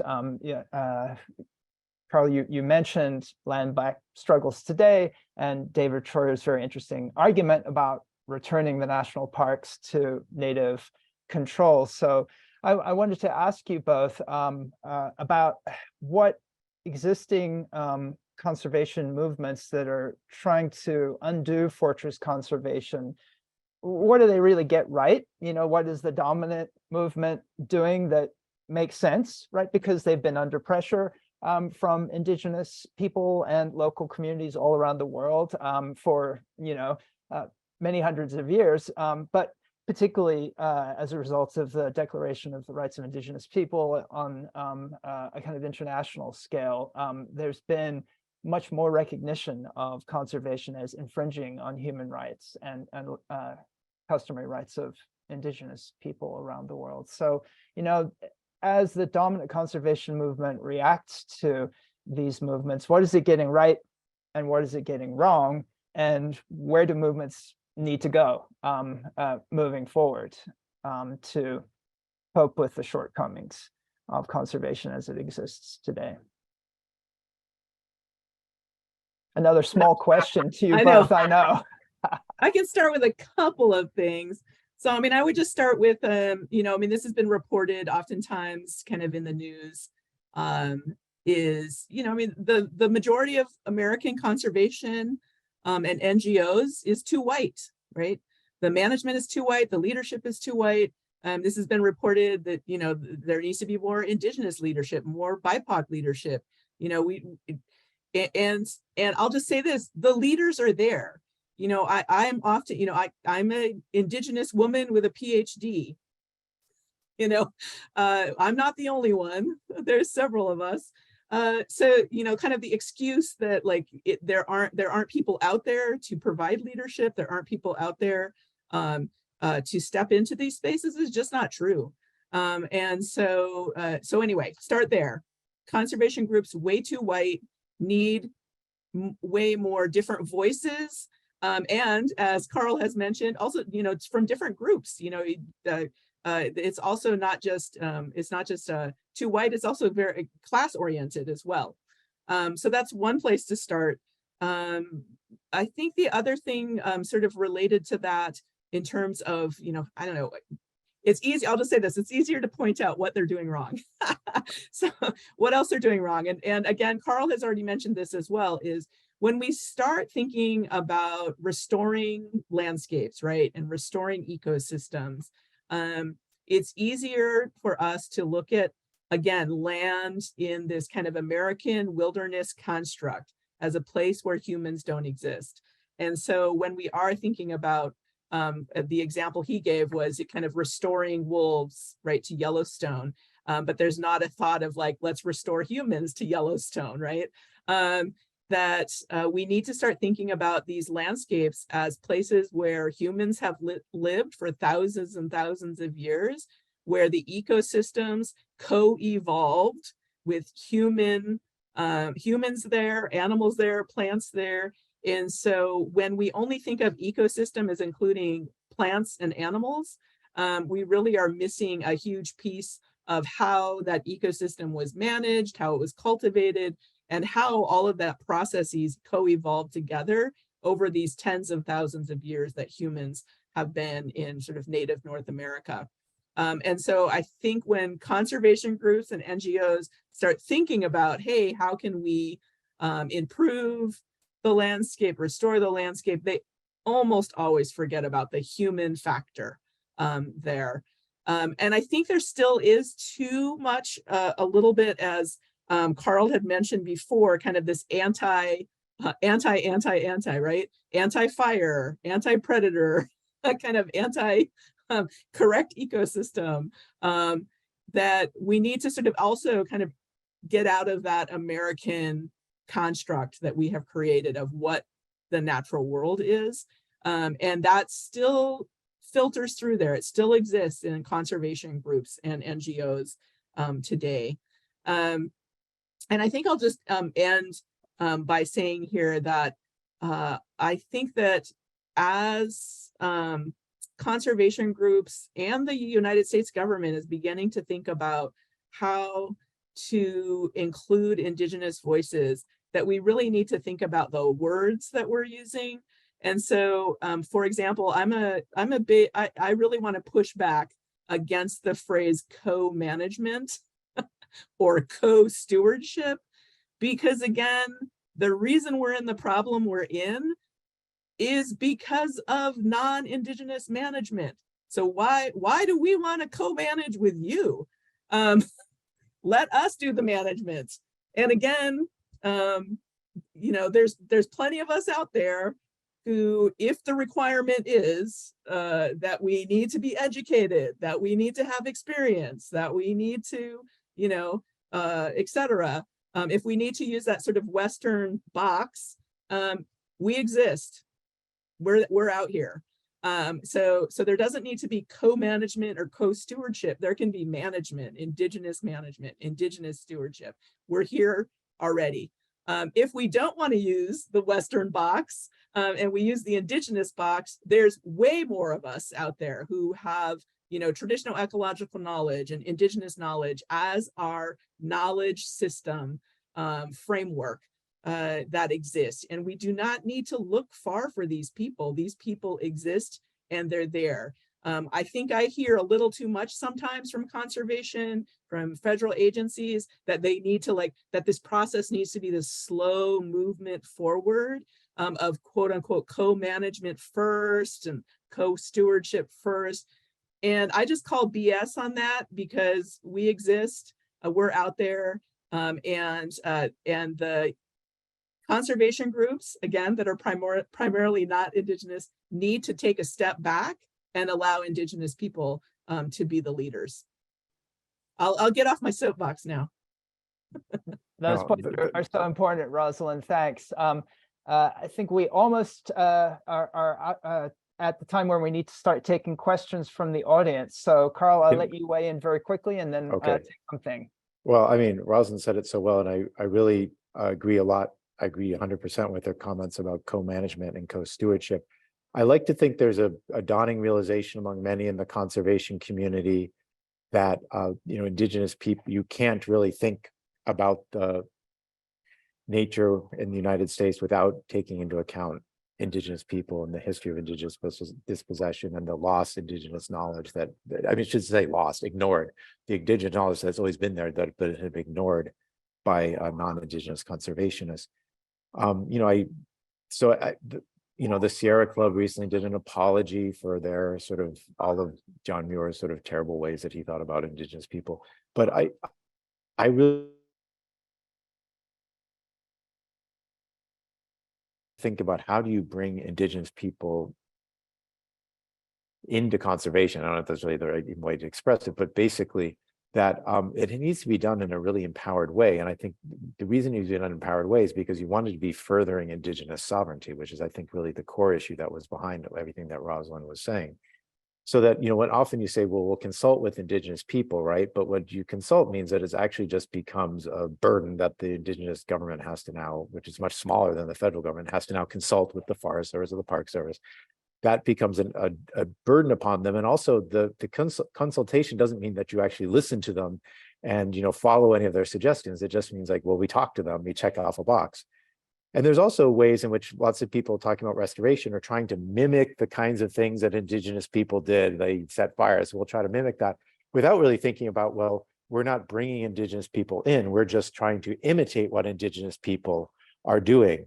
And so that, again, is really problematic. I think it needs to be done really trying to emphasize this idea of native sovereignty. I mean, that these are sovereign nations that have a right to govern their environments. And so that's really what's been, that's the root issue about dispossession, and that needs to be addressed. Otherwise, it's not really a meaningful way of interacting with indigenous nations. Thank you both so much. And I should say, I'm sure those who have been watching have been struggling, just like me, to keep up with your fascinating comments, as well as the amazing list of comments and observations and reactions that have been unfolding in the chat. And to be honest, I haven't been able to keep up with all of that, but one of my comrades at the Natural History Museum just sent me a question. This one is from Lindsay Marshall about how we can have these hard conversations critiquing fortress conservation without feeding the threat to roll back conservation as it exists. And we can all think about examples around the world where this is happening, where we have kind of spurious nationalist claims about the right to use the land. I mean, think about Brazil under Bolsonaro and what happened to the Yanomami and other indigenous tribes in the Amazon as a result of this kind of rhetoric. So the question is, how to critique fortress conservation without giving ground to those eager to open up lands to exploitation and extractivism.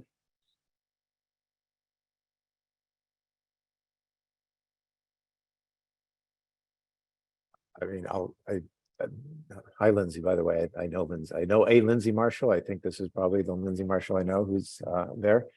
And it's a great question, but when my first book came out, which was this critique of conservation's history, a lot of people attacked me by saying I was sort of anti-conservation or sort of anti-trying to have a respectful relationship with the environment, that I was just, everything could become shopping malls, which isn't, I think, what we're saying. And particularly if you think about the tenor of this conversation, which is really about how do we empower indigenous, the best stewards have been indigenous people in North American history. How do we empower those people to being able to make more decisions about the environment.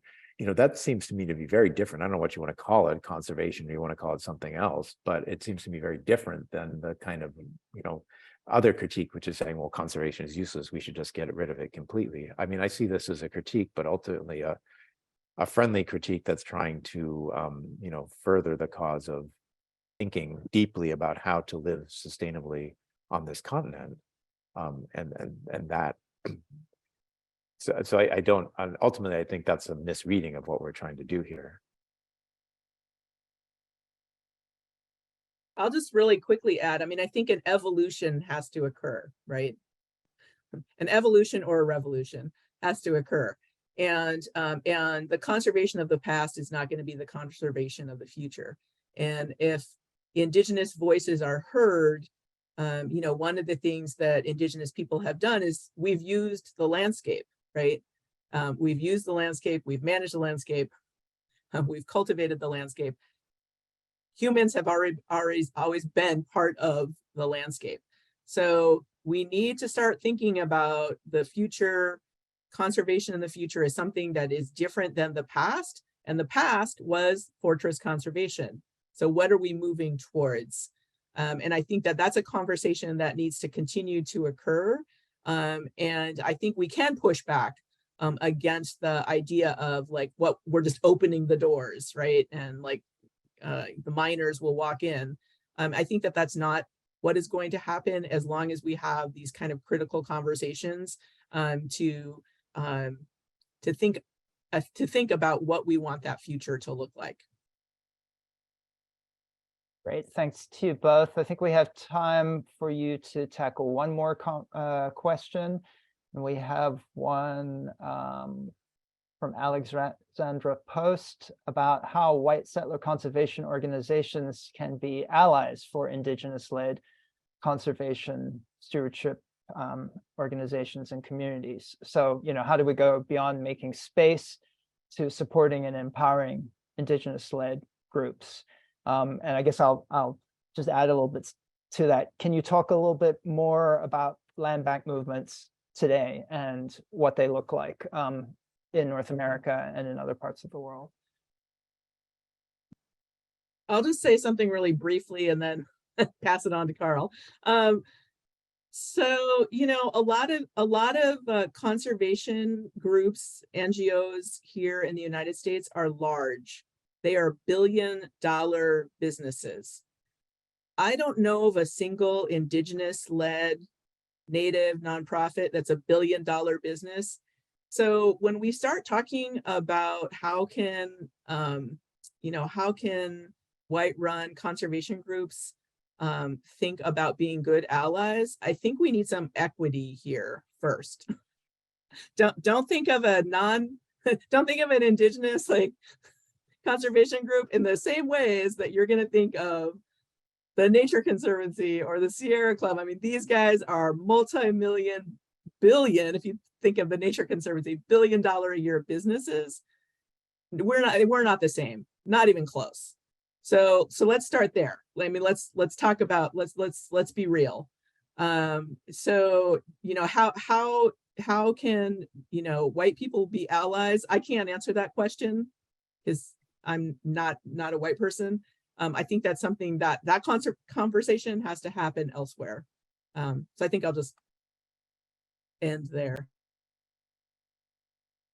Oh, so I'm supposed to explain for all white people how to be allies here. So I think the point that Rosalyn said about the sort of structural, imbalance is really important and key. I also think, and this is further down on the list, but I also think that language really matters. I recently did a presentation with Phil Deloria for the Wilderness Society on treaty rights because they wanted to learn that. And I'm with Rosalyn here. I told them, I think the name of your organization is problematic. I mean, I hate to say it, but I'm going to say it. I think that the language that we use, if we're thinking about wilderness and whatnot, is something that we need to be very careful about. And also language like, Indians are the first environmentalists, or all these sorts of things, which I think that really does violence to the uniqueness of the Indigenous relationship and Indigenous thought, and tries to sort of just make indigenous people into white environmentalists. So there is certainly also sort of language issues that need to be addressed. It's, it's not, I think the seduction of fortress conservation is kind of easy. You send in the army, they put up a wall, and it kind of gets resolved very quickly in some ways. I don't think that this will, whatever we want to call post-fortress conservation, is going to be as quick and easy. I think it's going to be about building complicated relationships. The essence of settler colonialism, the kind of painful reality is that settlers are here to stay, in essence, most of us. And so we have to figure out how do we, deal with that reality, but also try to recognize the insights and recognize the precedent and everything else that indigenous societies have here, right? It's a very challenging situation. I'm not saying anything other people don't know, but I just wanted to underscore all that. Okay, thanks to you both, Rosalyn and Karl. I'll give you an opportunity for last thoughts before I try and wrap things up. Well, I'll just say, one of my last thoughts is something I've already said, but I'll just reiterate it again. So I think that if we are, as we move towards the future, if we're using kind of this Western standard that privileges the educated and privileges the quote unquote experienced, Native American communities have had tribal colleges now for decades. Every single year, hundreds, thousands of Native people graduate with college degrees at all levels, all the way to the PhD. Indigenous people are really extremely highly educated within the Western system, but also, there are, again, thousands of people who are educated in the indigenous knowledge systems. Indigenous people are here. We've always been here, and we wear both knowledge systems of a Western educated system and the indigenous knowledge system that we can bring to the table, and we are bringing to the table. So I'm just adding that because I feel like sometimes that gets used way too often as an excuse as to why not to include indigenous voices, because of this privileging within Western society of the educated. Not an excuse at all, because there's just way too many of us. And so I'll just end there. So thank you so much for this opportunity to be part of this conversation. And then I just encourage everybody to stay tuned, because there's going to be more great folks this afternoon and tomorrow who are going to continue this conversation.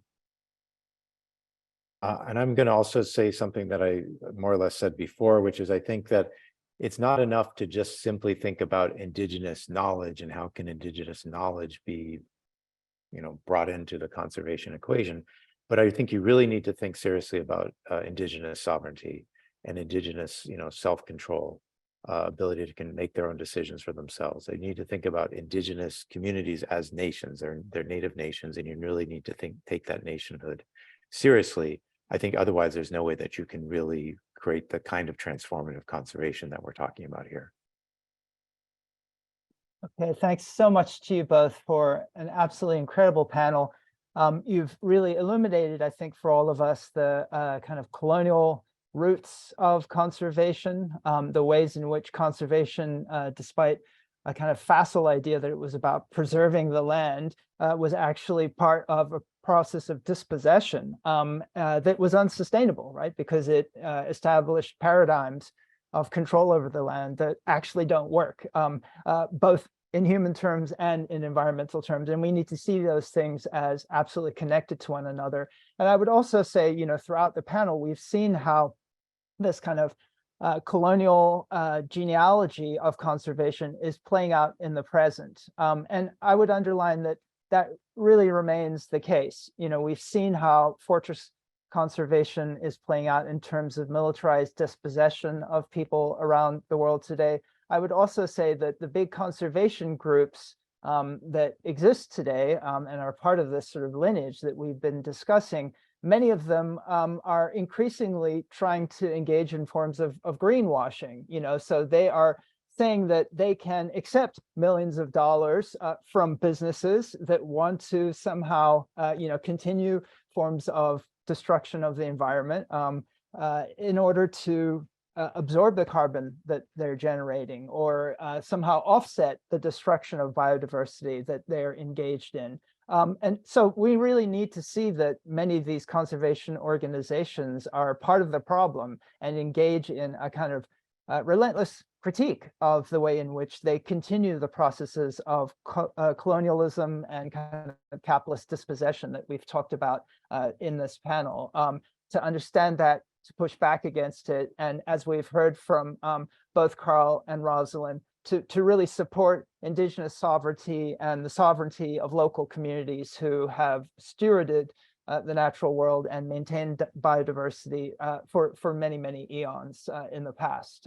So it's about supporting land back and supporting ongoing efforts to resist dispossession, even if it's in the name of conservation or offsetting or something similar. So we have to wrap up now. I think our next panel, everyone who's listening can just stay on here, and our next panel will appear quite soon. So I'll close by thanking you all very much for tuning in. Thank you, Karl and Rosalyn, and thank you to the organizers, Beka and Steve, and the rest of the team with the Natural History Museum. Thank you so much, Ashley and Rosalyn and Karl. I'm inviting everybody to give me your best applause emojis. And I want to thank you for anchoring this symposium with this historical context before we can dive into any ideas around solutions or possibilities for solidarity building, and our upcoming sessions will.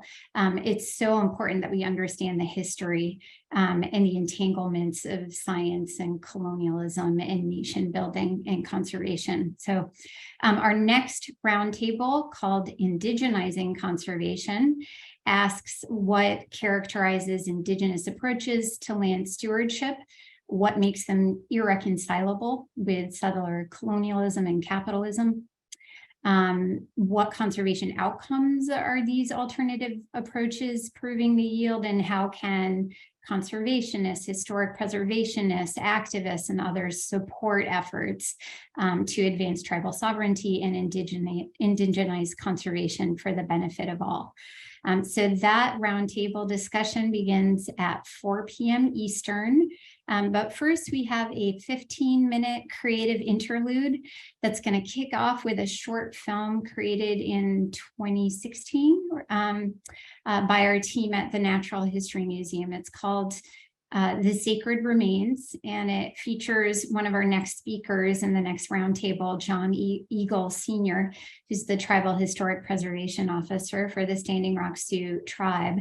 So the film features conflicting perspectives on the Dakota Access Pipeline's impact to Standing Rock Sioux sacred places and cultural resources from both the state of North Dakota's Historic Preservation Officer and the Standing Rock Tribal Historic Preservation Officer. So this conflict really illuminates some of the deeper tensions at play that we're unpacking today in struggles to protect sacred places, a clash of irreconcilable ways of understanding and relating to the land, and what happens when the state's perspective has been codified into federal law and the input of tribal nations as sovereigns is disregarded. So after that 6-minute film, you're going to hear a track from Theory of Ice. It's a critically acclaimed album by Leanne Bedasamasaki Simpson, who's a Mishi Sagik Anishnaabe scholar and award-winning author and artist and musician. So sit back and enjoy, and then the discussion will start at 4.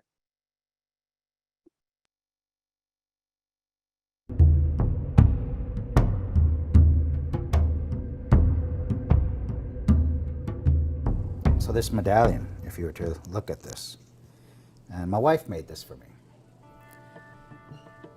Can you tell me the religious and cultural significance this has for me? And the answer is, of course you can't.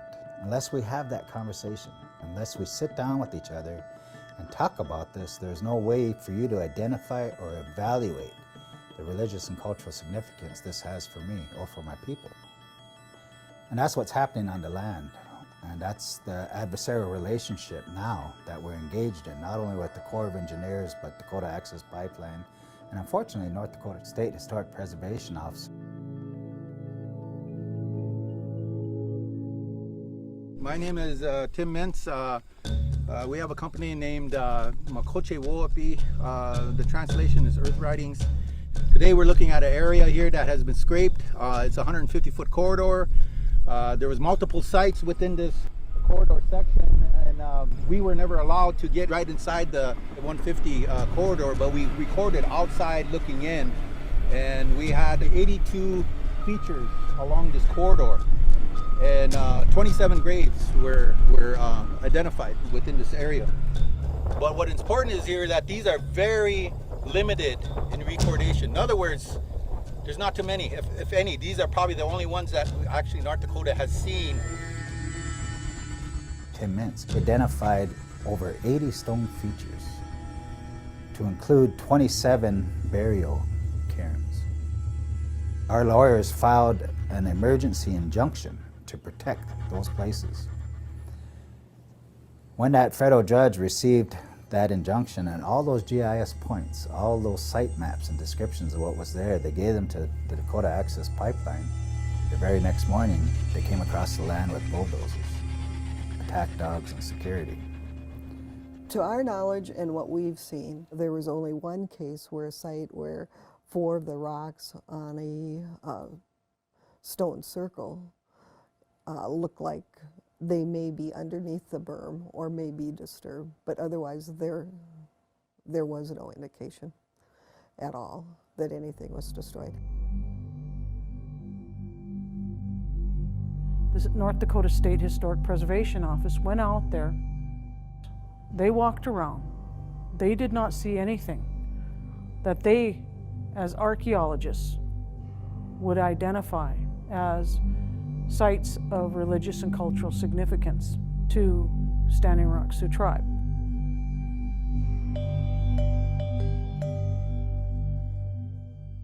But you know, you look to the history of anthropology and you look to the history of archaeology.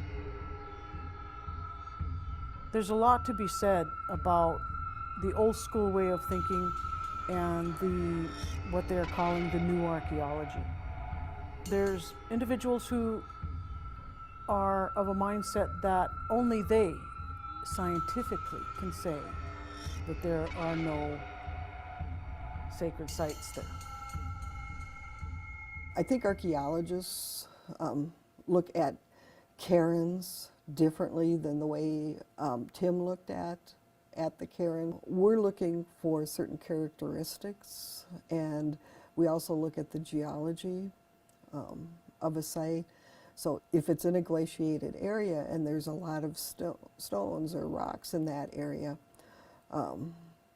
it has to be like a stone circle or something that's very definable, and not a case of where we would just select some of the glacial erratics to connect to something. You know, Tim and others can see some designs based on the rocks that are there, and there may be, you know, many more rocks than what he's using to define something. And that, you know, that's the difficulty archaeologists are seeing is, you know, they're used to seeing features that are clearly defined. Archaeologists, they don't see these. The archaeology firm that came through here walked over these. They do not have a connection that we have to our spiritual walk of life in relation to how our society members and leadership came to these types of areas to give those types of commitments or pledges. Today we're looking at an area that has totally destroyed one part of our society's walk of life where pledges were made.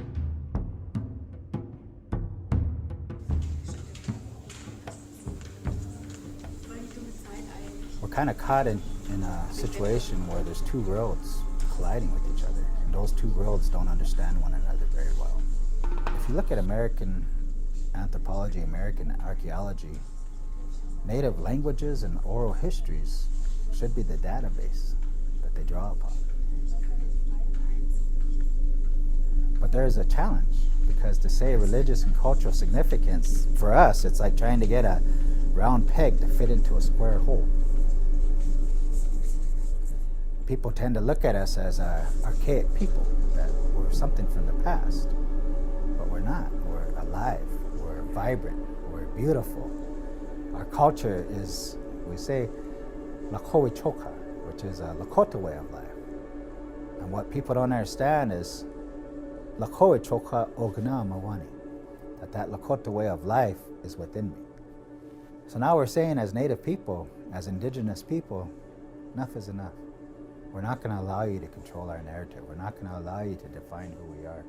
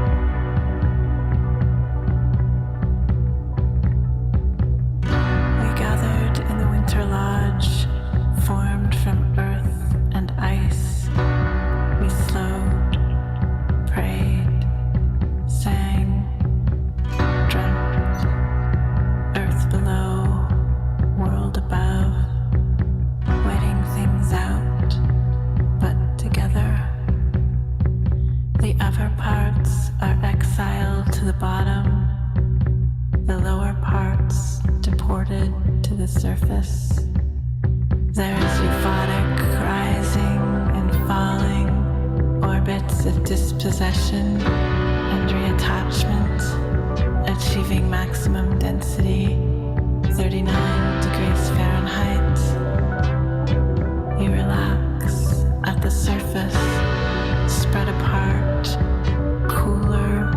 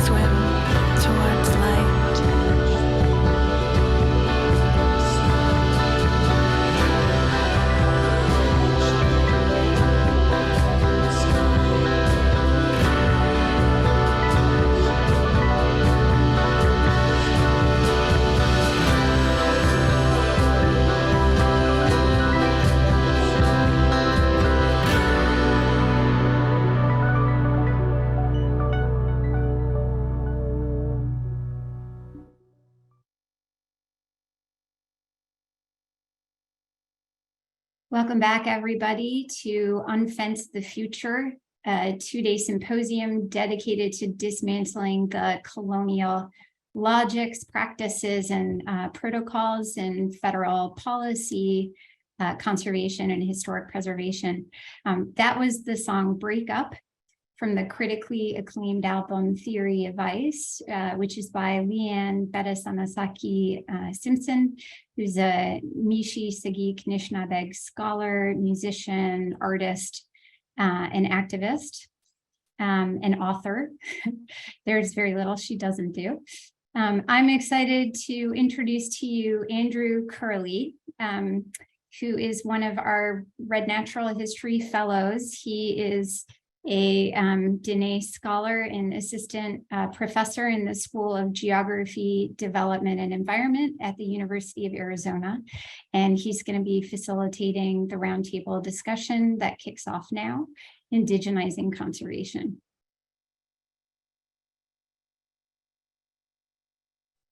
Literally, let me turn my video on at the very last second. So thank you, web people who are facilitating this.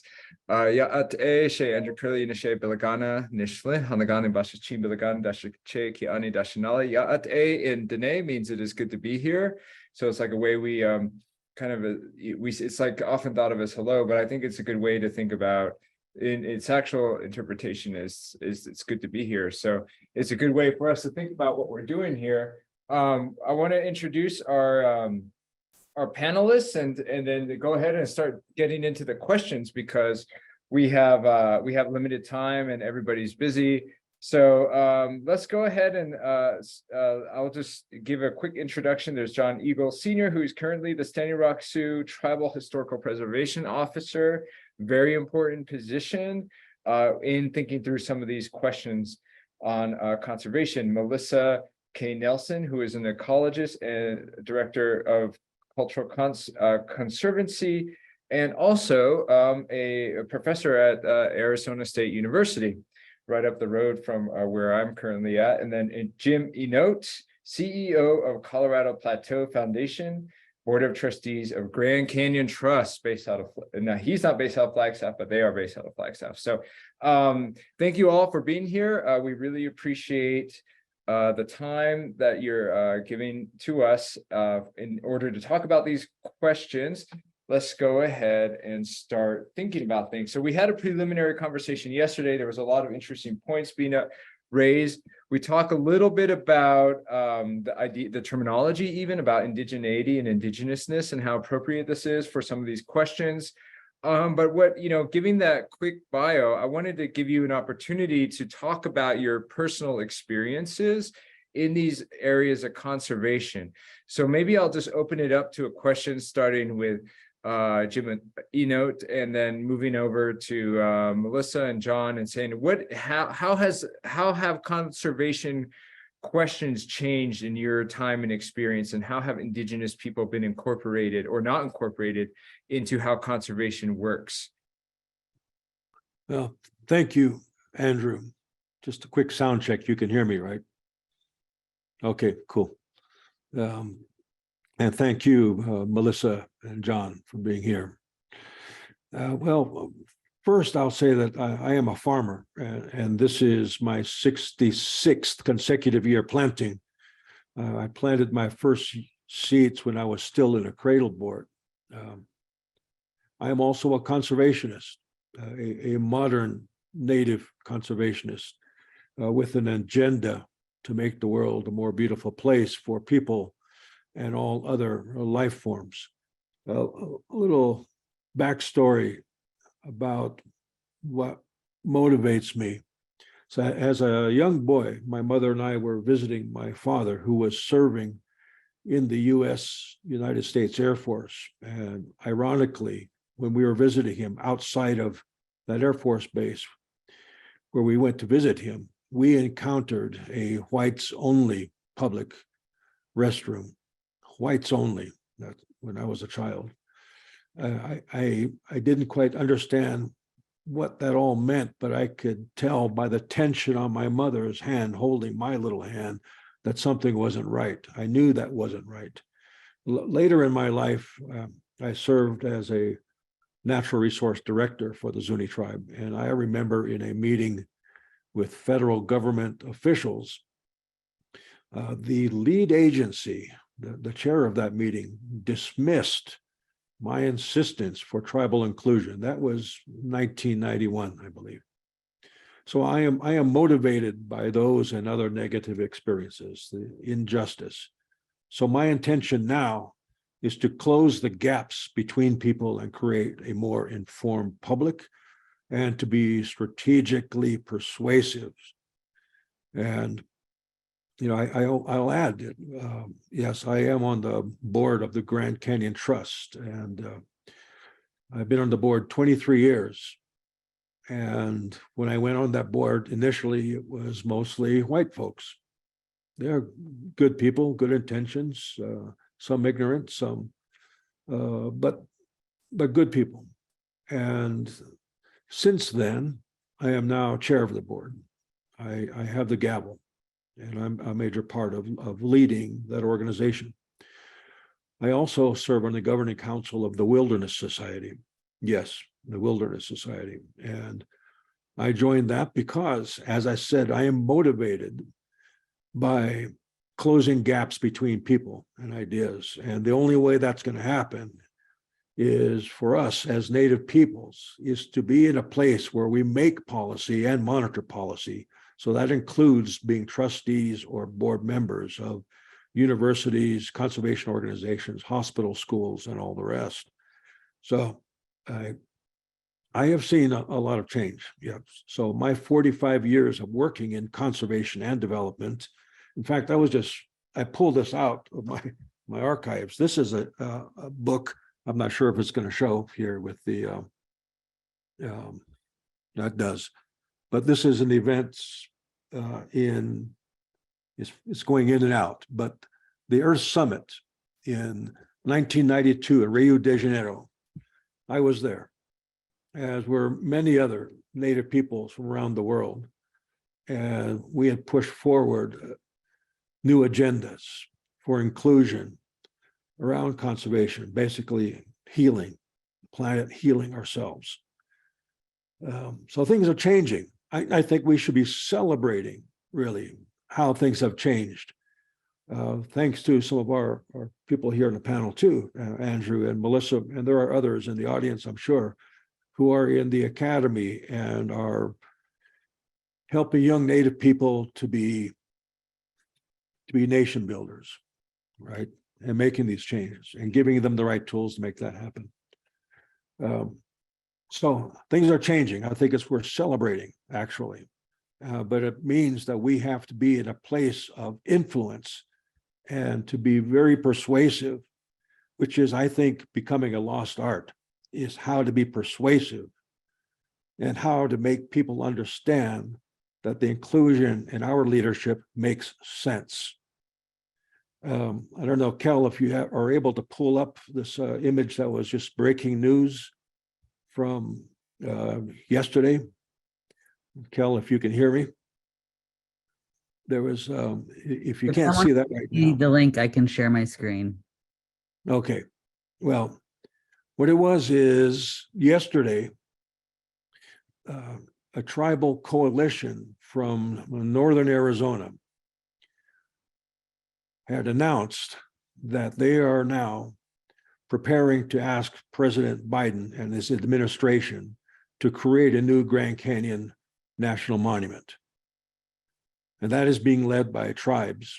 So again, this is a new generation of work. I think some of you know about Bears Ears National Monument. That was an intertribal coalition that led that as well. So times are changing. I'll give time to others now. Thank you, Andrew. Thank you, Jim. Melissa, would you like to go next? Sure. First of all, hello to everyone. And thank you, Jim and John, Andrew, Beka, the whole team who put this wonderful symposium together. Really happy to be here. I'll greet you with my Ojibwe protocol greeting. Buju Nidinwe Maganatug, Melissa Nindijni Kaz, Makunzi Gabuiki Dash Nindigo, Nin Anishnaabe Ikwe, Nin Piju Dodame.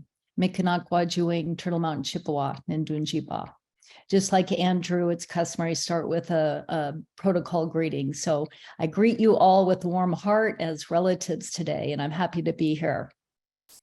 I'm going to join Jim in celebrating the changes that have happened in, my professional life in the last 30 years or so. And as a youngin, I looked to Jim, who wasn't that much older than me, but Jim was leading the way in terms of being an Indian leader, an Indigenous leader, a Zuni leader, speaking truth to power with environmental organizations. So he really gave an excellent example along with a handful of other leaders at that time in the 80s and 90s.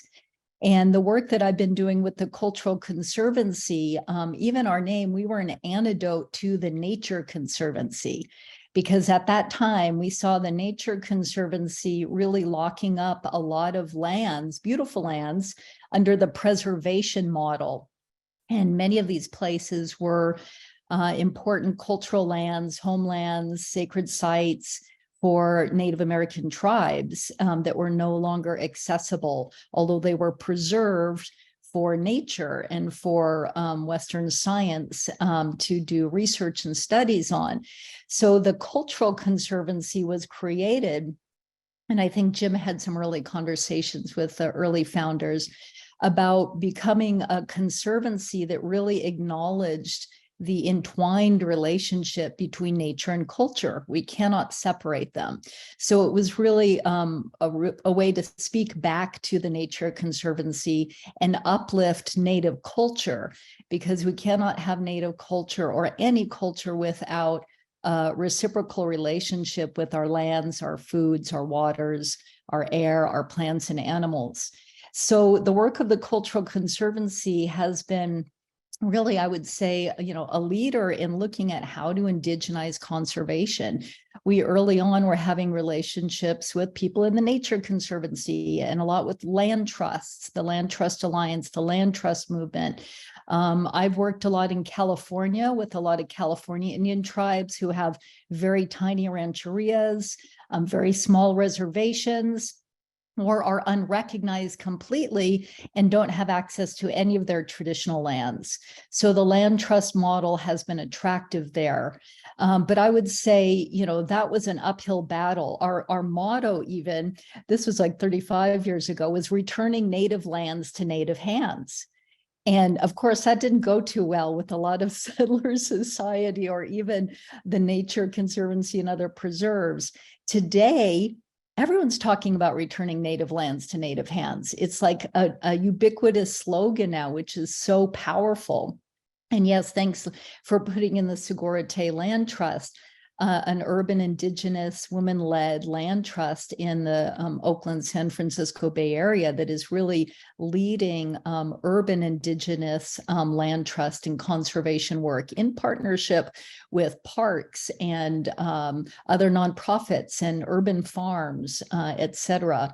So we've gone from preservation to conservation to restoration to resurgence, Indigenous resurgence. We've also gone from consultation to cooperation, to collaboration, to really land back and land rematriation. We've gone from, repatriating land to rematriating the land, a focus on women's role as Indigenous land stewards and land guardians, in partnership, of course, with all genders and people to protect our relatives with a relational worldview. And we've also gone, from this idea of separation, nature and culture, and a very human-centric way of thinking about land as utilitarian, as it's there to serve humans, either for science or for ecosystem services, or for resources to exploit and extract, to then, the other extreme was like, oh, lock up nature is pure and no humans can have interaction with nature. But some of my colleagues and friends and teachers, Enrique Salmon and Dennis Martinez, came up with this concept of kincentrism, right? It's not just focusing on humans or it's not just focusing on nature without humans. It's focusing on our kin, our relations, all of our relations. And I think that that new model or paradigm, or at least that new understanding, is really seeping into conservation. Like Jim mentioned, with Deb Holland and the Department of Interior, actually starting to walk the talk and do more than superficial conservation, but actually listen to the leadership of tribal nations in what they want to do with these so-called conserved public lands. So I think there's been a lot of progressive movement with the justice movements. Also more understanding by white settler society about power, class, privilege, and the redistribution of resources. There's discussions about reparations, restitution, and really combating the cultural amnesia of forgetting the past. There's more understanding about the historical trauma of conservation on Indigenous peoples and the disease of displacement that is so connected. So we have come a long way, and there's much to celebrate, and there's still much work to do. So with those introductory comments, I will say thank you for listening, and share space with John Eagle, Miigwech. Matakhape Betekile Chantewaste na pe Chuzapolo. Kahakaska Emachiape na Washichu ea John Eagle Senior Hemacha. Mahana Chanka Oka Tioshpa Emataha na Betekile Ea Waslaha Emataha. My relatives, that's the most respect I can give you, is to greet you one of the very first languages spoken on this land. And I was telling the panelists yesterday when they were prepping us for this, that when I joined the United States Army, they asked me if I spoke a foreign language, and I said, yes, English. This isn't England. And when you think about how we as Lakota people define our traditional territories, it's through the water, Minikile, the water. Wakpala, Wakpa, Ble, na Oacha, the creeks and streams and rivers and lakes and even the ocean all have traditional names. So as a tribal historic preservation officer who was duly appointed in February of 2016, one of the very first things they gave me was the Dakota Access Pipeline. And I've seen a lot of good changes from that moment until now, because it all began in adversarial relationships. And every time, I'm gonna tell you a story real quick, but when my dad, and I always have this vivid memory every time I share this, when my dad first walked me to a school bus, he was holding my hand. And from that day until today, I've been indoctrinated in the Western European school of thought. And so have you. But the challenge is that my people are still a mystery. That beautiful language that I just spoke to you, I acknowledge you as my relatives, because the thought and the hope behind that is that as good relatives, we're going to listen to each other. But it also prepares us for that time where maybe we're not going to agree with one another. Because if we look at each other as relatives, we always have that to fall back on again. And the question that our moderator asked about the changes that we've seen, I have to take a historical perspective in my lifetime, that my dad used to drink water straight out of the river here, Menishoshe, the Missouri River. In my generation, we drank water out of creeks and streams. We were taught wherever the water was moving, it was safe to drink. But today, my children and grandchildren are drinking water out of plastic bottles. And that's how fast our environment's deteriorating around us. When I travel throughout my ancestral lands, I keep wondering to myself, where have all the birds gone? Because when I was a child, the birds used to blacken the sky in the spring and the fall, the migrations. And I keep wondering to myself, why is it that everywhere I go, I see dead or dying trees? And I see invasive species just flourishing and native prairie disappearing. And I share that with you because I know there's scientific data to explain this phenomenon. But I have my concerns because I see the politicism of the science of climate change. And I see a country that is in denial of it because they politicized it. But yet they put all their faith in a groundhog, see it or not seeing its shadow as an indicator of spring. And I think that's kind of the tiny top mentality that we're up against. Because for us as Lakota people, you know, my elders invested in me, our oral histories and our sacred knowledge and our star knowledge. So I didn't need a calendar to tell me it was the first day of spring, because it was a sacred alignment that happened in the night sky. And likewise, when the first day of summer comes, I'm not going to need a calendar, because again, there's a sacred alignment in the night sky, and then fall and then winter, and the whole process repeats itself. And I think one of the challenges we have is that we have to get real honest about this now and have uncomfortable conversations, because when we can get to that level of intimacy where we have uncomfortable conversations, then we can learn and then we can grow. But us as Lakota people, we're still guided by our chief, Sitting Bull, even though he's gone. And he, when asked why he didn't sign a treaty with the United States government, he said, what promises have the whites made that they kept? Not one. And what promises have we made that we broke? Not one. So there have never been honorable dealings with the United States government. And it goes back to a foreign religious leader in the 1400s that created the papal bulls, which said that indigenous people were fractionated human beings, 2-part human, 1-part animal. And then he told his followers to go out and by any means necessary, convert us. And it's well documented, the murders, the rapes, the torture. So when they hit this continent, they come with a doctrine of discovery, believing they had a God-given right to take it away from our ancestors because our ancestors weren't Christian.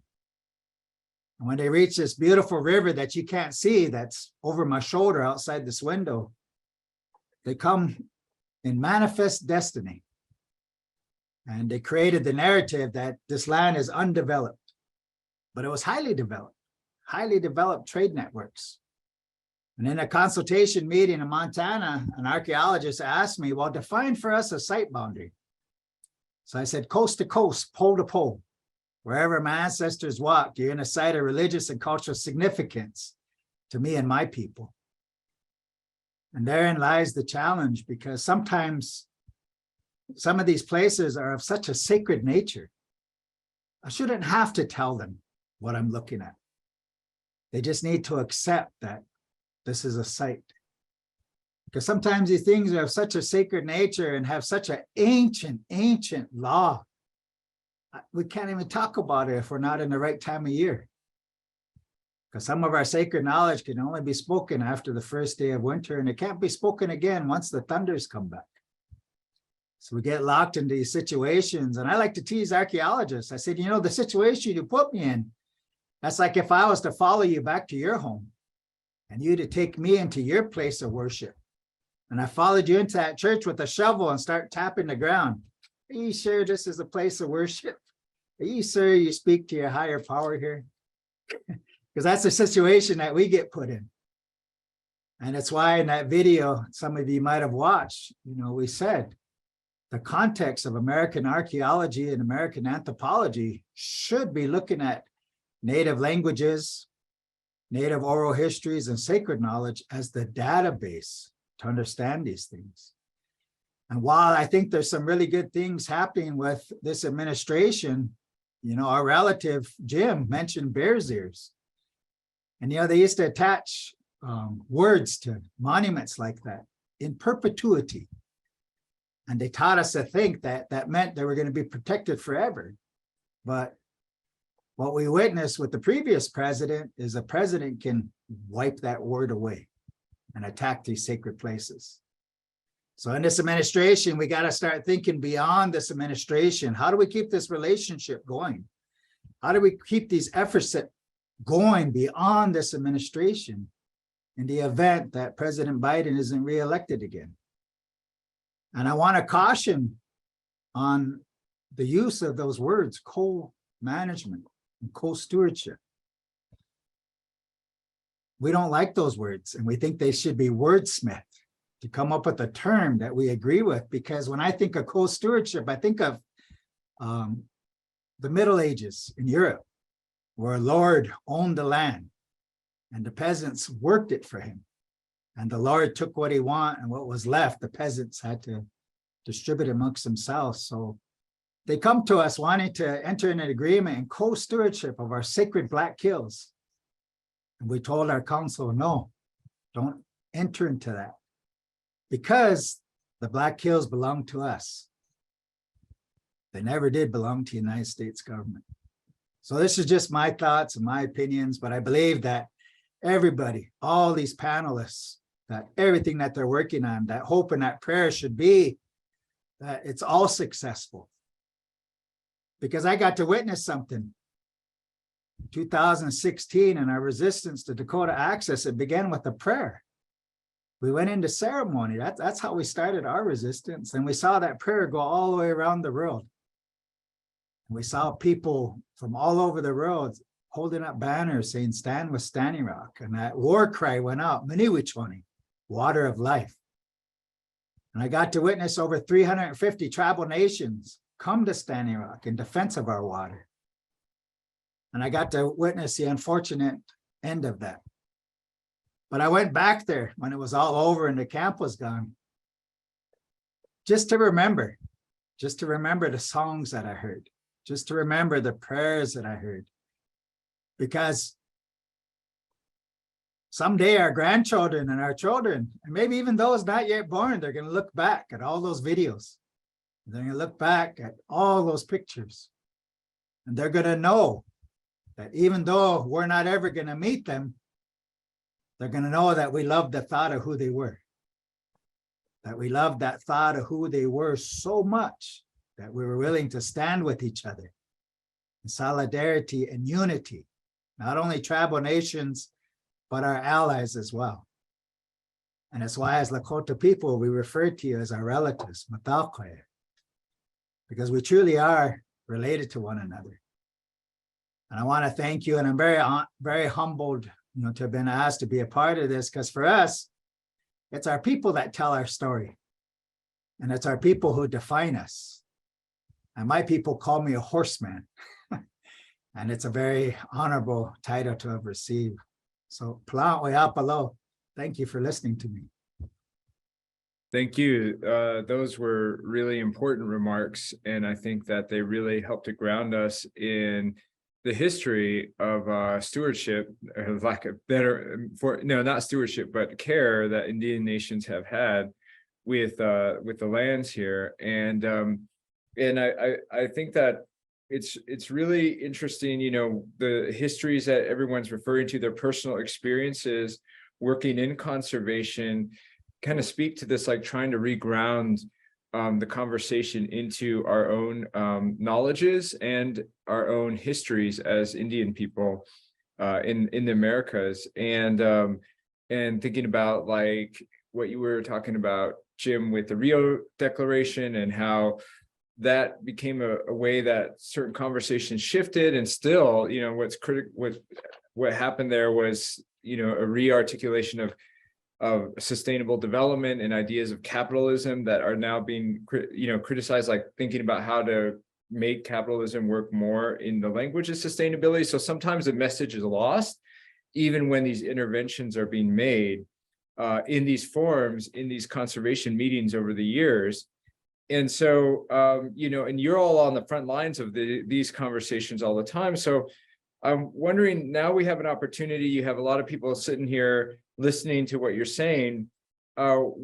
based on your, again, going back to your experiences, what are the greatest challenges that you've had as Indian people, as people like representing a deeper and longer knowledge of environmental conservation in this part of the world, when you're dealing with white conservation organizations, when you're dealing with conservation organizations that are led from a different kind of mission, even claiming a different kind of heritage, you know, of control over parks and those kinds of things. So what have been your greatest challenges working with white-based conservation organizations, and what lessons have you learned that we can draw upon with the work that you've done? I guess we can start again with Jim and work our way around again. Sure. Thank you, Andrew. Yeah, it's in 45 years in this work, the greatest challenges, I think, starting at the top would be something that we've all mentioned, is language. We all approach language differently, and for our native languages, the language is the crucible of our knowledge. And it's interesting, my leaders tell us not to do prayers outside of Zuni, and not to, and you all have protocols, which are your own protocols. I mean, this is another thing, is like, we're all so different. There's what, 500, just in the US alone, 570 tribal nations, something like that. We're so different, otherwise we'd be one tribal nation, and we certainly are not. We're very different, and people need to understand that. My leaders have told me, like, we don't introduce ourselves by clan, because we are village people. We all grow up in the same village. So if we were to address each other and say, you know, I'm Corn Clan, they would say, yeah, I know. Why are you telling me that? Or, yeah, there's other things, but language is, I think, one of the biggest challenges. Language amongst ourselves, speaking to our own people. As Zuni conservation, I would say, is basically helping to care and maintain a cosmological process. You know, the sun needs a little help each day. All these things need help. We all have a part in the cosmological process. But do we keep that to ourselves, or do we share it? The other is the language in conservation is obviously based in sciences, biological, geological, environment, climate, and other kinds of sciences. And I'm not disparaging science. I'm trained as a scientist also, besides being a farmer. And having to work and maneuver and try to be persuasive amongst all these different languages. I tell people that one of my distinctions is I feel like I'm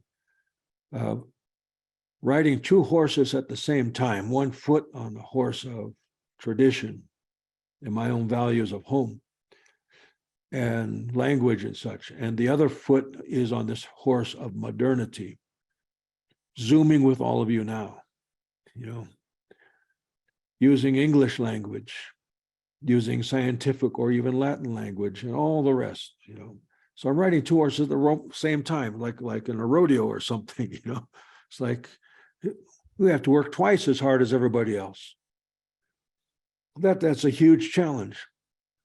But it's a challenge amongst our own people, you know, our kin, right?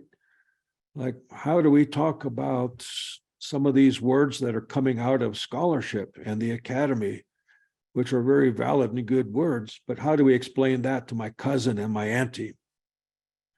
You know, how do we tell them about decolonizing or the settler state or other things that are great ideas and theories, but to my cousins, aunties, and uncles, they're like, tell me how that makes sense here.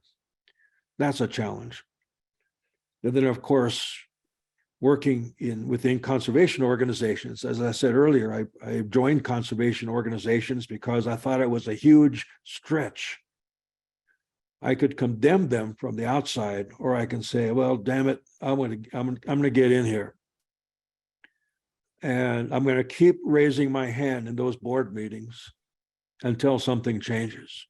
And that's what it takes. Again, it's part of it is like, we want to make some change. We have to, and we do, we speak many languages, right? We speak many languages and we understand many ways of seeing things and doing things.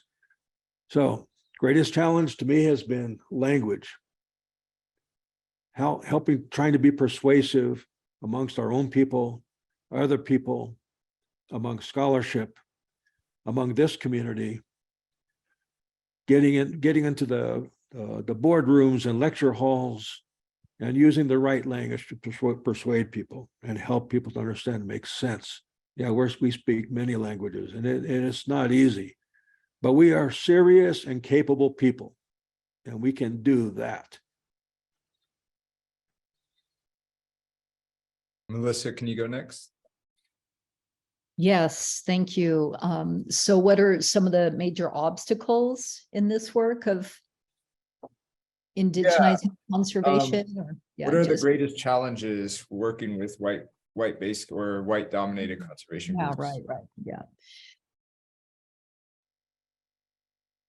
I think, in the older days, we were just ignored, right? I mean, we just weren't even talked to often, or it was really just pure tokenism, or to, check off, oh, I talked to them and then move on, not listening. But then there were always some folks, superintendents of national parks, directors of big bingos, as they're called, big environmental NGOs, big environmental organizations. There's always great people, on the staff or board who want to do the right thing.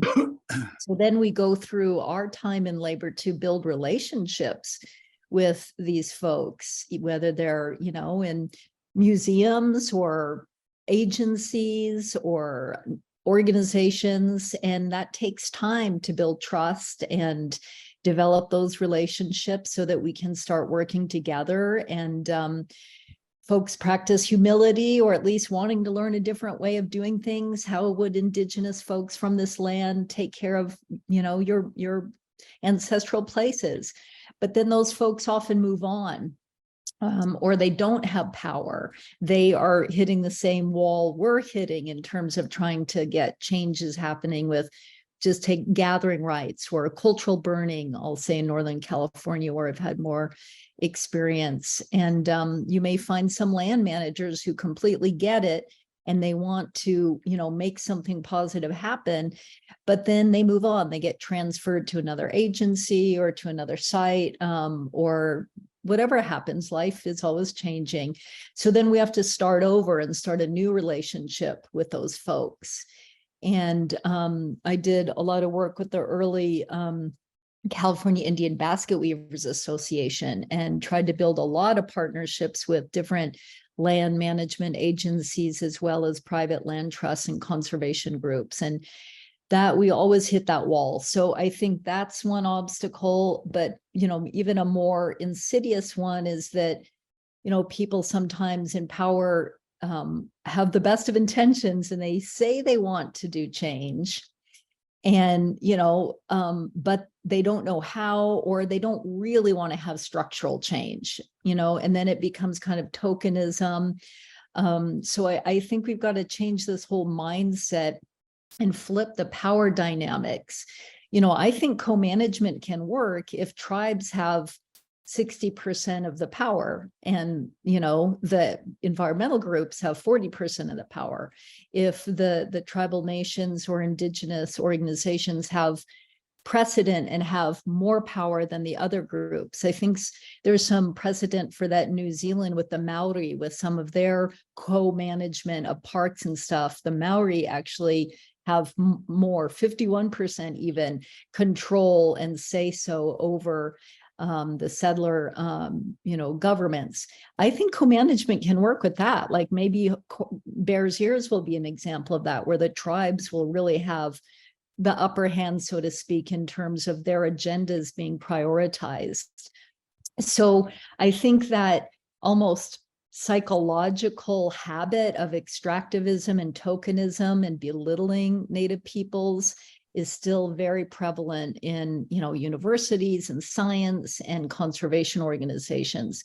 And then you'll always find sincere, good people in there who want to help and do the right thing. And you build relationships and you start a campaign, you get something going, and then it gets shifted or it loses funding or they move on. And that's really takes the wind out of your sails, can be pretty demoralizing. And people then kind of just not give up, because we're not going to give up on getting our lands back, but it just is frustrating. I'll put it that way. That's a big, big obstacle that seems to be across the board. Yeah, thank you. I really like Melissa's use of that word relationships, because I think that's the key. And being a horse person, horses have actually taught me this, that how you approach a horse or a person or any given situation in life, it's either going to create resistance or it's going to create movement. But the only way to create that movement is to develop a relationship first. And I think that responsibility lies on our shoulders and not mainstream society's shoulders. Because like I said, our peoples are still a mystery to them and to the rest of the world. I didn't even know I came from a culture until I went to the United States Army. I wasn't even aware of it. But now in my lifetime, I've traveled to 48 states and 5 countries. And I've seen such beauty in this world that only a poet could add words to that experience. But how do you get somebody else to look at the world like that? When it seems to me that mainstream society looks at the earth as a resource, and they're constantly extracting those resources. But for us as Lakota people, we look at the earth as the source of life and actively engage in a living universe. And I never liked the word indigenous, and I'm not going to apologize for that, but I've thought about it for many years. Why is it I don't like that word? And I think for me right now, where I'm at in my thinking, is because all that does is create a separation between you and I. And I look at things that happen, at federal consultation, because of course I'm a tribal historic preservation officer. So I travel throughout my ancestral lands, engaging in consultation with federal agencies. And somewhere along the line, I realized we're all indigenous of someplace. We all have a point of origin story that connects us to sacred places in this world. And within those connections are creation stories and sacred knowledge and star knowledge. And I think I'm very fortunate to have been born into the nation that I was born into, because our culture is still intact. It's fragile, but our culture is still intact and our language is still intact. And how we look at everything around us is still intact. Because one of my challenges is, and I like teasing, once I create the relationships, I like to tease. And I always tell federal agencies, if tribal nations come to you and we're being real formal, we don't like you. But if we're teasing, we like you. So I always tell them, you need to listen, because what I'm going to share with you, you can't find it in a book. You can't Google it. And Kevin Costner hasn't made a movie about it yet. I'm going to share something real with you. And it creates this relationship where they become curious.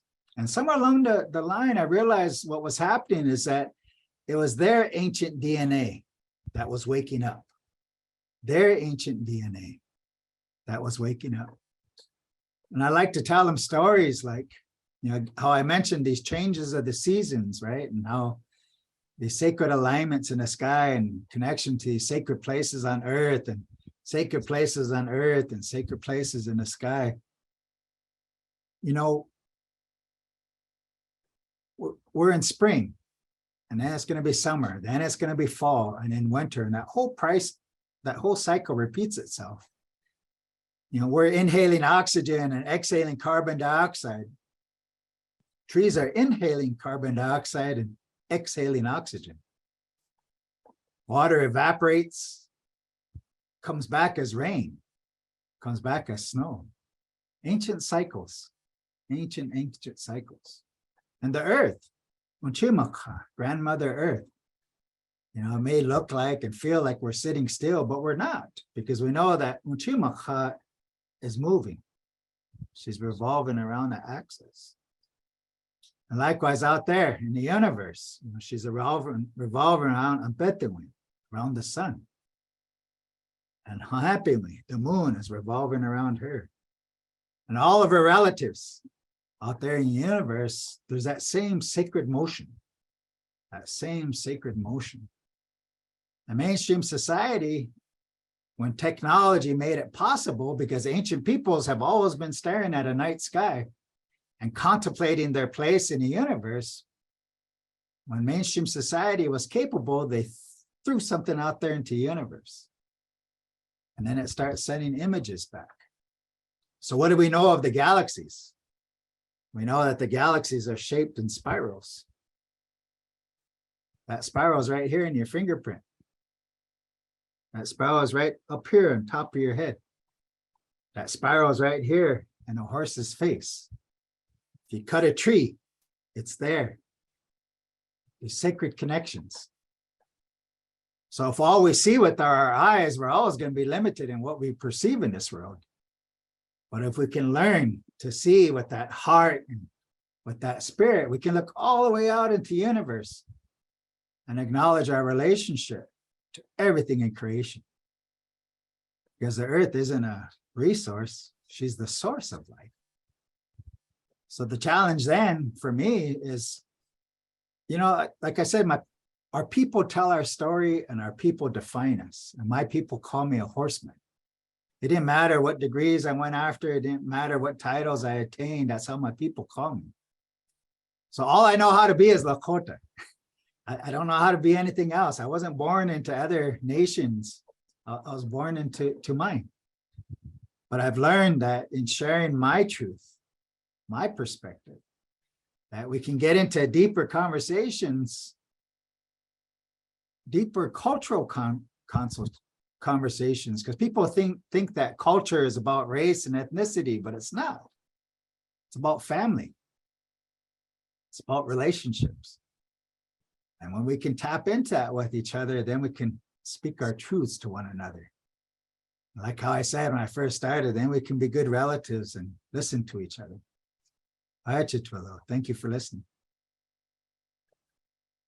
Excuse me, sorry. Thank you for sharing. I want to turn to a two-part question, so we can try to get everybody's responses. I think what we might have Jim, has to leave shortly, so or at some point during this conversation. So I definitely want to turn it to him first, and this is going like towards like the future ideas of conservation and indigenizing conservation. And so the question is, what are the most important opportunities for tribes or indigenous nations today when we're thinking about indigenizing conservation? And what would you describe, or in kind of a short summary, what does indigenizing conservation look like? Who is in power? How is it exercised?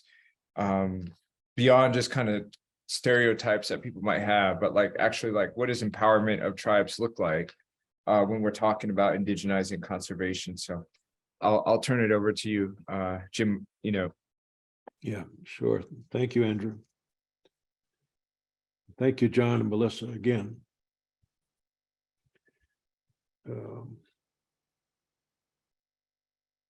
I think maybe the first part, what does it look like? If I was to close my eyes and look to the future and think what my hopes are for the children and nieces and leaders in the future, I think that they are authentically themselves, right? Like John, a horseman, Melissa, a brilliant scholar, Andrew, yourself as well, a rising scholar. But being authentic, right? And again, back to that earlier question about the challenges, right? We have to learn different languages, and we will always have to do that. That's not going away. And other people are not going away. Settlers, whatever you want to call them. Some of them are friends. Some might even be family, right? They're not all going away. They're not all bad people. But I think for us to hold on to our authenticity, right? And that's so important because I think identity is so fragile. It's so very fragile. So as we go forward and shape conservation, whatever we want to call it, whatever you call it in your languages, how you take care of this universe, you do it in a way that is authentically you. And our children in the future will do it in a way that is authentically them. And so that the work, whether we have to speak in science or speak in law or speak in other things, that we are still authentically ourselves. That's what it's going to look like. I'm sorry, Andrew, the other part of the question, the second question. It was about, and I think you're actually answering it. It was about, what does indigenous conservation look like? The first part of the question was, what are the most important opportunities that tribes have today? Right. I think, well, many of the opportunities we have right now is the university scholars like yourselves, tribal historic preservation offices, museums, conservation organizations, boardrooms are being populated by Native peoples. It's different than it was 30 years ago, right? Way different. It was tough getting our foot in the door, but those times have changed. And many of those people 30 years ago are retired, wherever they may be. But great opportunities are with young people with the power of a million new ideas, with their identity, populating these areas where they can make change for the better. You know, we work also, as John was talking about too, so we work within circles of relationships and promises. We do that amongst ourselves. When we go to ceremonies, we say, I'm going to bring the wood. Oh, you damn well bring the wood. You say you're going to bring some food, you will bring the food, right? Whatever it may be, whether it's in the kiva, the sweat lodges, whatever it is, we have relationships and we live in those relationships and promises. We keep those amongst ourselves as Native peoples. And we demand those of those other peoples that we work with as well. Those are opportunities that we can bring. And I really, truly do believe that we have ears that are sympathetic. I mean, let's not think that everybody's against us, because we are persuasive. And as I said earlier, we are serious and very capable. People are listening to Melissa. People are listening to John and Andrew, right? So there's great opportunities there. I mean, I think even recently at very high levels at the White House, there was a memo released at the end of last year by the CEQ and the Office of Technology, Science Policy that indigenous knowledge, native indigenous knowledge, will be part of decision-making by federal agencies. That's progress. That's progress. And that's because some of us have been in those conversations as saying that needs to happen. The opportunities are there. We have to step into them. I think another is that these conversations, this work is going to happen not only in boardrooms or in seminars, they're going to happen at the dinner table. They're going to happen while we're hauling wood. They're going to happen when we're making bread and breaking bread. That's part of the opportunities I see, being authentic, being ourselves, but being still very damn capable. We really are. And as I said, I apologize, but I am going to have to leave. But thank you all, my colleagues here and friends everywhere and out there. Things are getting better, definitely getting better. And I'll just let one last quick thing. We are hearing from John, Melissa, and others throughout these 2 days. Let's not forget them. My grandpa, as I said, we're farmers. And my grandpa one time was telling me, we were chasing daylight, it was getting dark, and he said, we're going to have beans tonight. He said, go pull up some of those onions. So I went out to pull those onions. I was a little boy then, and I was pulling up all these onions. I think I had 30 or 40 onions because we had a big household. And I was carrying those onions back to the truck, and I kept dropping them, bending down, picking them up some more. And my grandpa always had a pocket knife with him, but he said, wait up, hold up. One, he said, he went to a yucca plant that was always around our field. He cut some yuccas, got those blades and stripped them real quick and looked like almost sleight of hand, but he just tied these yuccas together.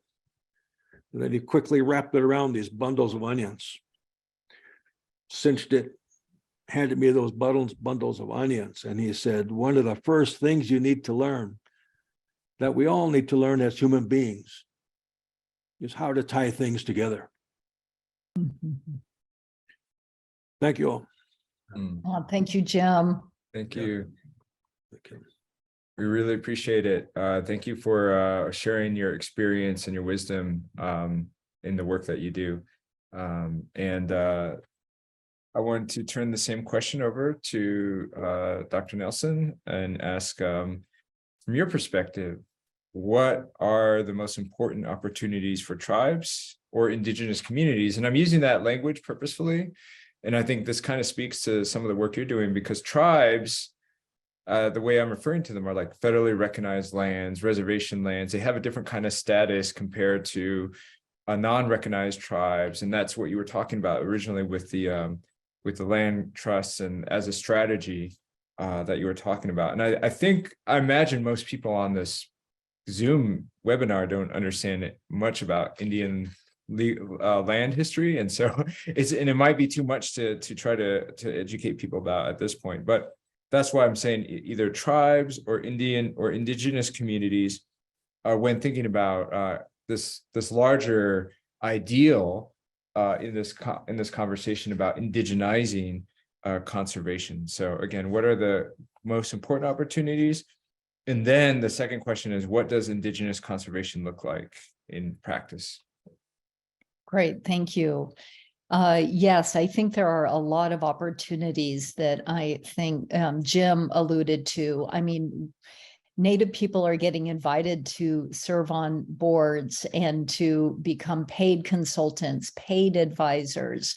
You know, our labor and our ideas are being recognized and compensated and respected in a new way by the conservation movement.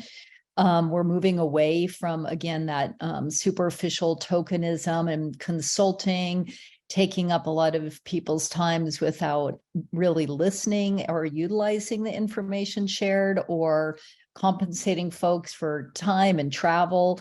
that's changing. So I think that's a great opportunity. And like Jim said, we need to take advantage of those opportunities. And it's a lot of work, but we've got to just step up when asked to step up to help shift some of the power dynamics, the policies, the management practices, all of that. So I think there's a lot more opportunity for engagement, for taking responsibility, and for moving the needle, so to speak. I want to give a few examples also of what it looks like. I think we have, just in the last 5-10 years, probably some of the best examples since pre-colonial times of Indigenous conservation or of native land stewardship that we've seen since, Columbus stumbled on to, this area. And that is the Buffalo Treaty being led by the Blackfeet nations up in both sides of the US-Canadian border. And they went nation to nation, old school. They didn't even recognize the US government or the Canadian government. They went Blackfoot nation to Blackfoot nation. They started renewing those Indigenous nation-to-nation treaties to recognize that their relative, the buffalo, the bison, was in danger and really needed to come back for the health of the people and the health of the land. And that treaty was completely led by sovereign nations, both on the US side and on the Canadian side. And then all of these other conservation organizations, native land trusts, other land trusts, join that movement. I think there's hundreds of signatories right now. I'm sorry if I missed my good colleague and friend Rosalyn LaPier if she mentioned the Buffalo Treaty on an earlier panel, but she's Blackfeet and has been following this, as I have, with Uncle Leroy Little Bear and Amethyst First Rider, who have been developing extraordinary partnerships. But they started in a very traditional way, native nation to native nation, opening up reservation lands, reserve lands to bring back the buffalo. And then folks like even Banff National Park and, bison conservation organizations started to get involved.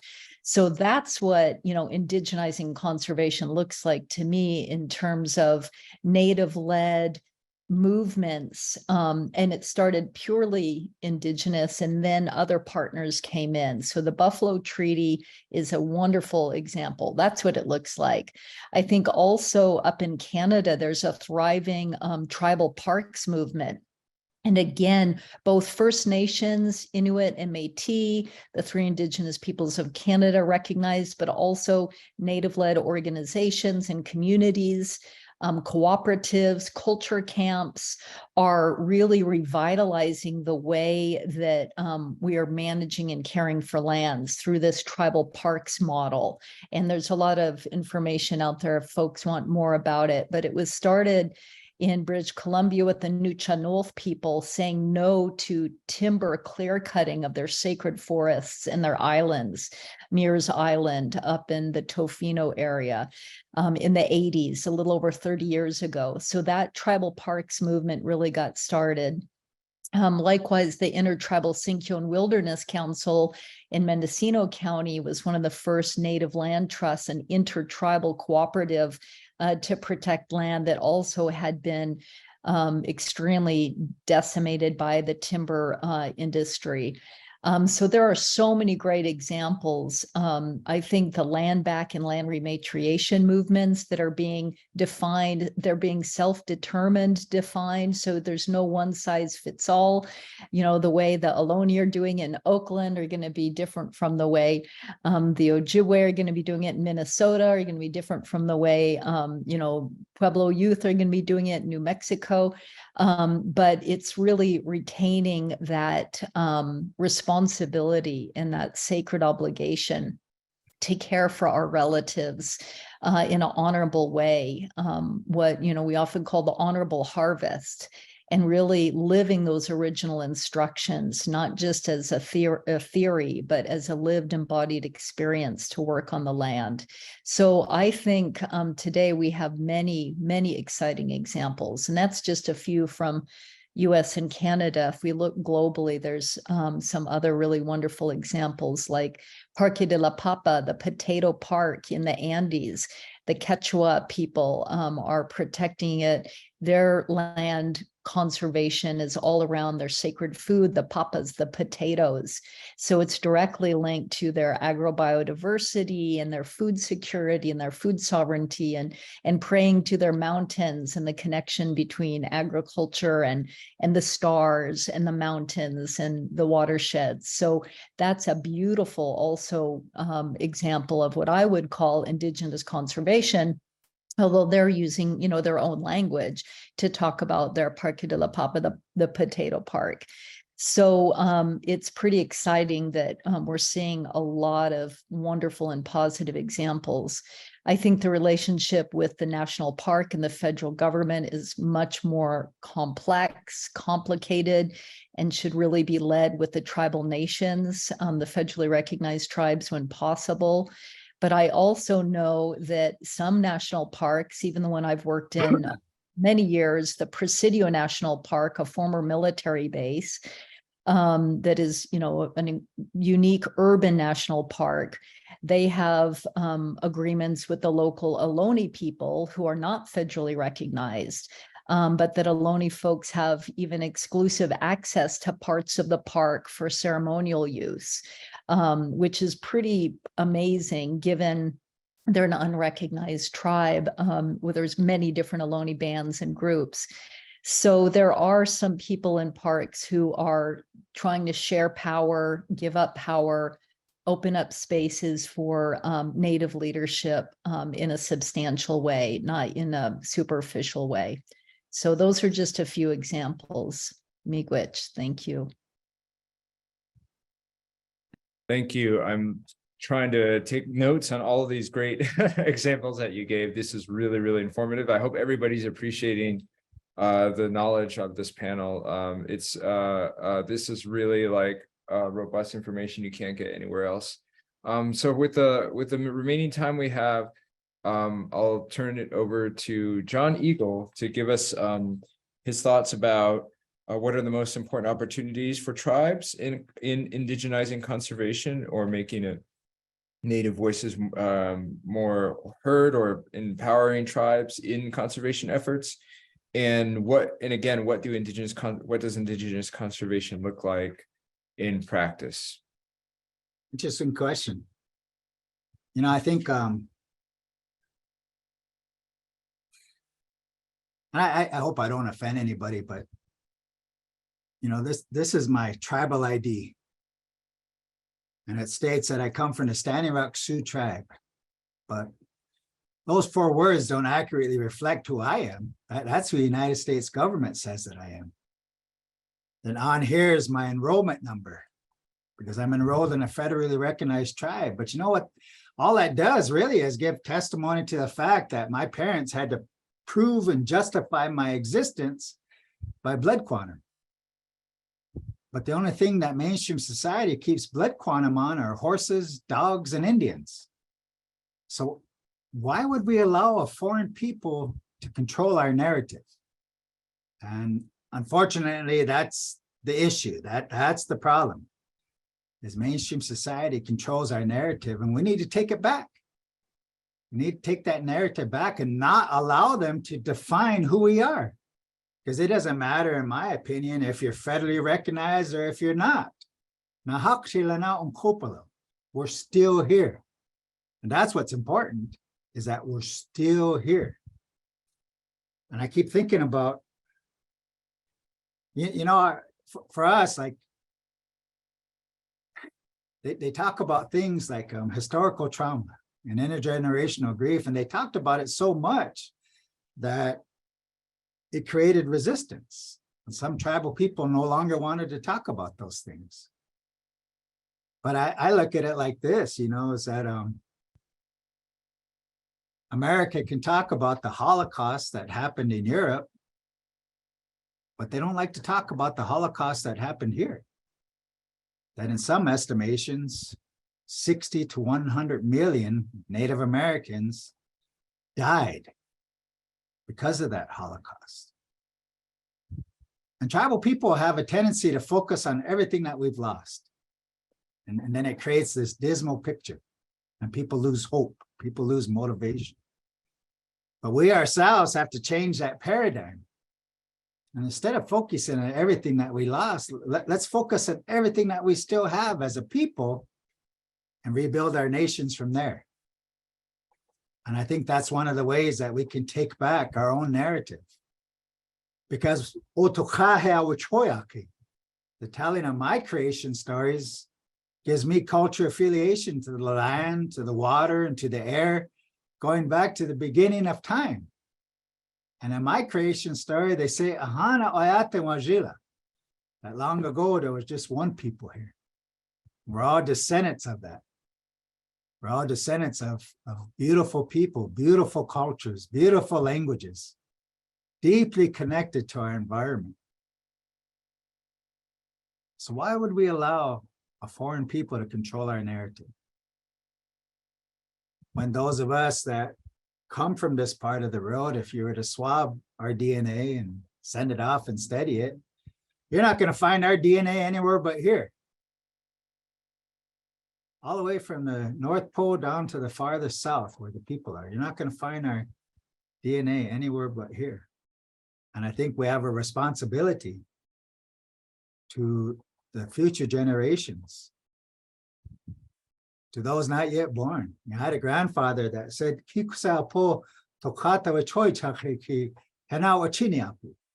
said, remember the generations not yet born, they depend upon us. So the fact that I'm sitting here on this beautiful panel with these beautiful relatives is because 7 generations ago, somebody said a prayer about us. And that's why we're still here. So likewise, we have to send that voice out into creation and touch our grandchildren 7 generations into the future,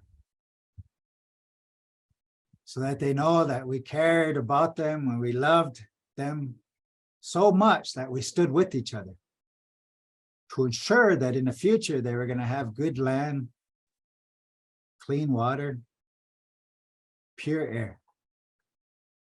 And I think we can do it. I honestly believe that we can do it because we're in a time of prophecy. And we're supposed to be here. All of us listening to each other, we're supposed to be here. Looking at each other as relatives again. Thank you for listening to me. Thank you. Those are really good words to I think close out our session with. It's good to be here, and we're supposed to be here. So yeah. Thanks, Melissa and Jim, who has left, and John for participating and sharing your thoughts, wisdom, and experience. So with that, I'll turn it back over to the hosts of these forums, Beka and others, and they can tell us what more is happening throughout the day. John, yeah, everyone. Thank you so much, Andrew and Melissa and John and Jim, for an excellent conversation and reminding us about the need to see one another and the land as family. Thank you, everybody, for tuning in today. I want to invite you back for day 2 tomorrow that starts at 2 p.m. Eastern.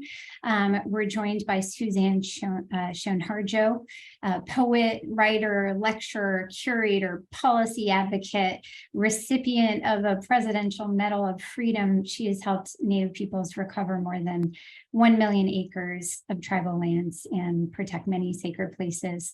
We're also going to hear tomorrow from organizers leading efforts to protect ancestral lands and waters from extractive development, from the Arctic to Oak Flat to Chaco Canyon.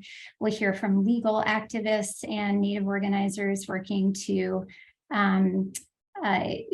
overhaul or creatively leverage or change entirely laws and policies intended to protect. And we will also be hearing from our closing panel. We'll be asking the question of what it means to unfence the future for the storms to come in the context of the intensifying climate emergency. So I want to thank all of our presenters today, all of you for coming. I want to thank our sponsors, the Henry Luce Foundation and William and Flora Hewlett Foundation, as well as our partners, Survival International and the Center for the Humanities at CUNY Graduate Center, where on Friday, you can hear a conference about decolonizing conservation on the global scale with speakers from the Congo and Tanzania and elsewhere. And that is at ourlandournature.org. And we're going to close you out with some music from Leanne Bedesamasaki Simpson. Take care.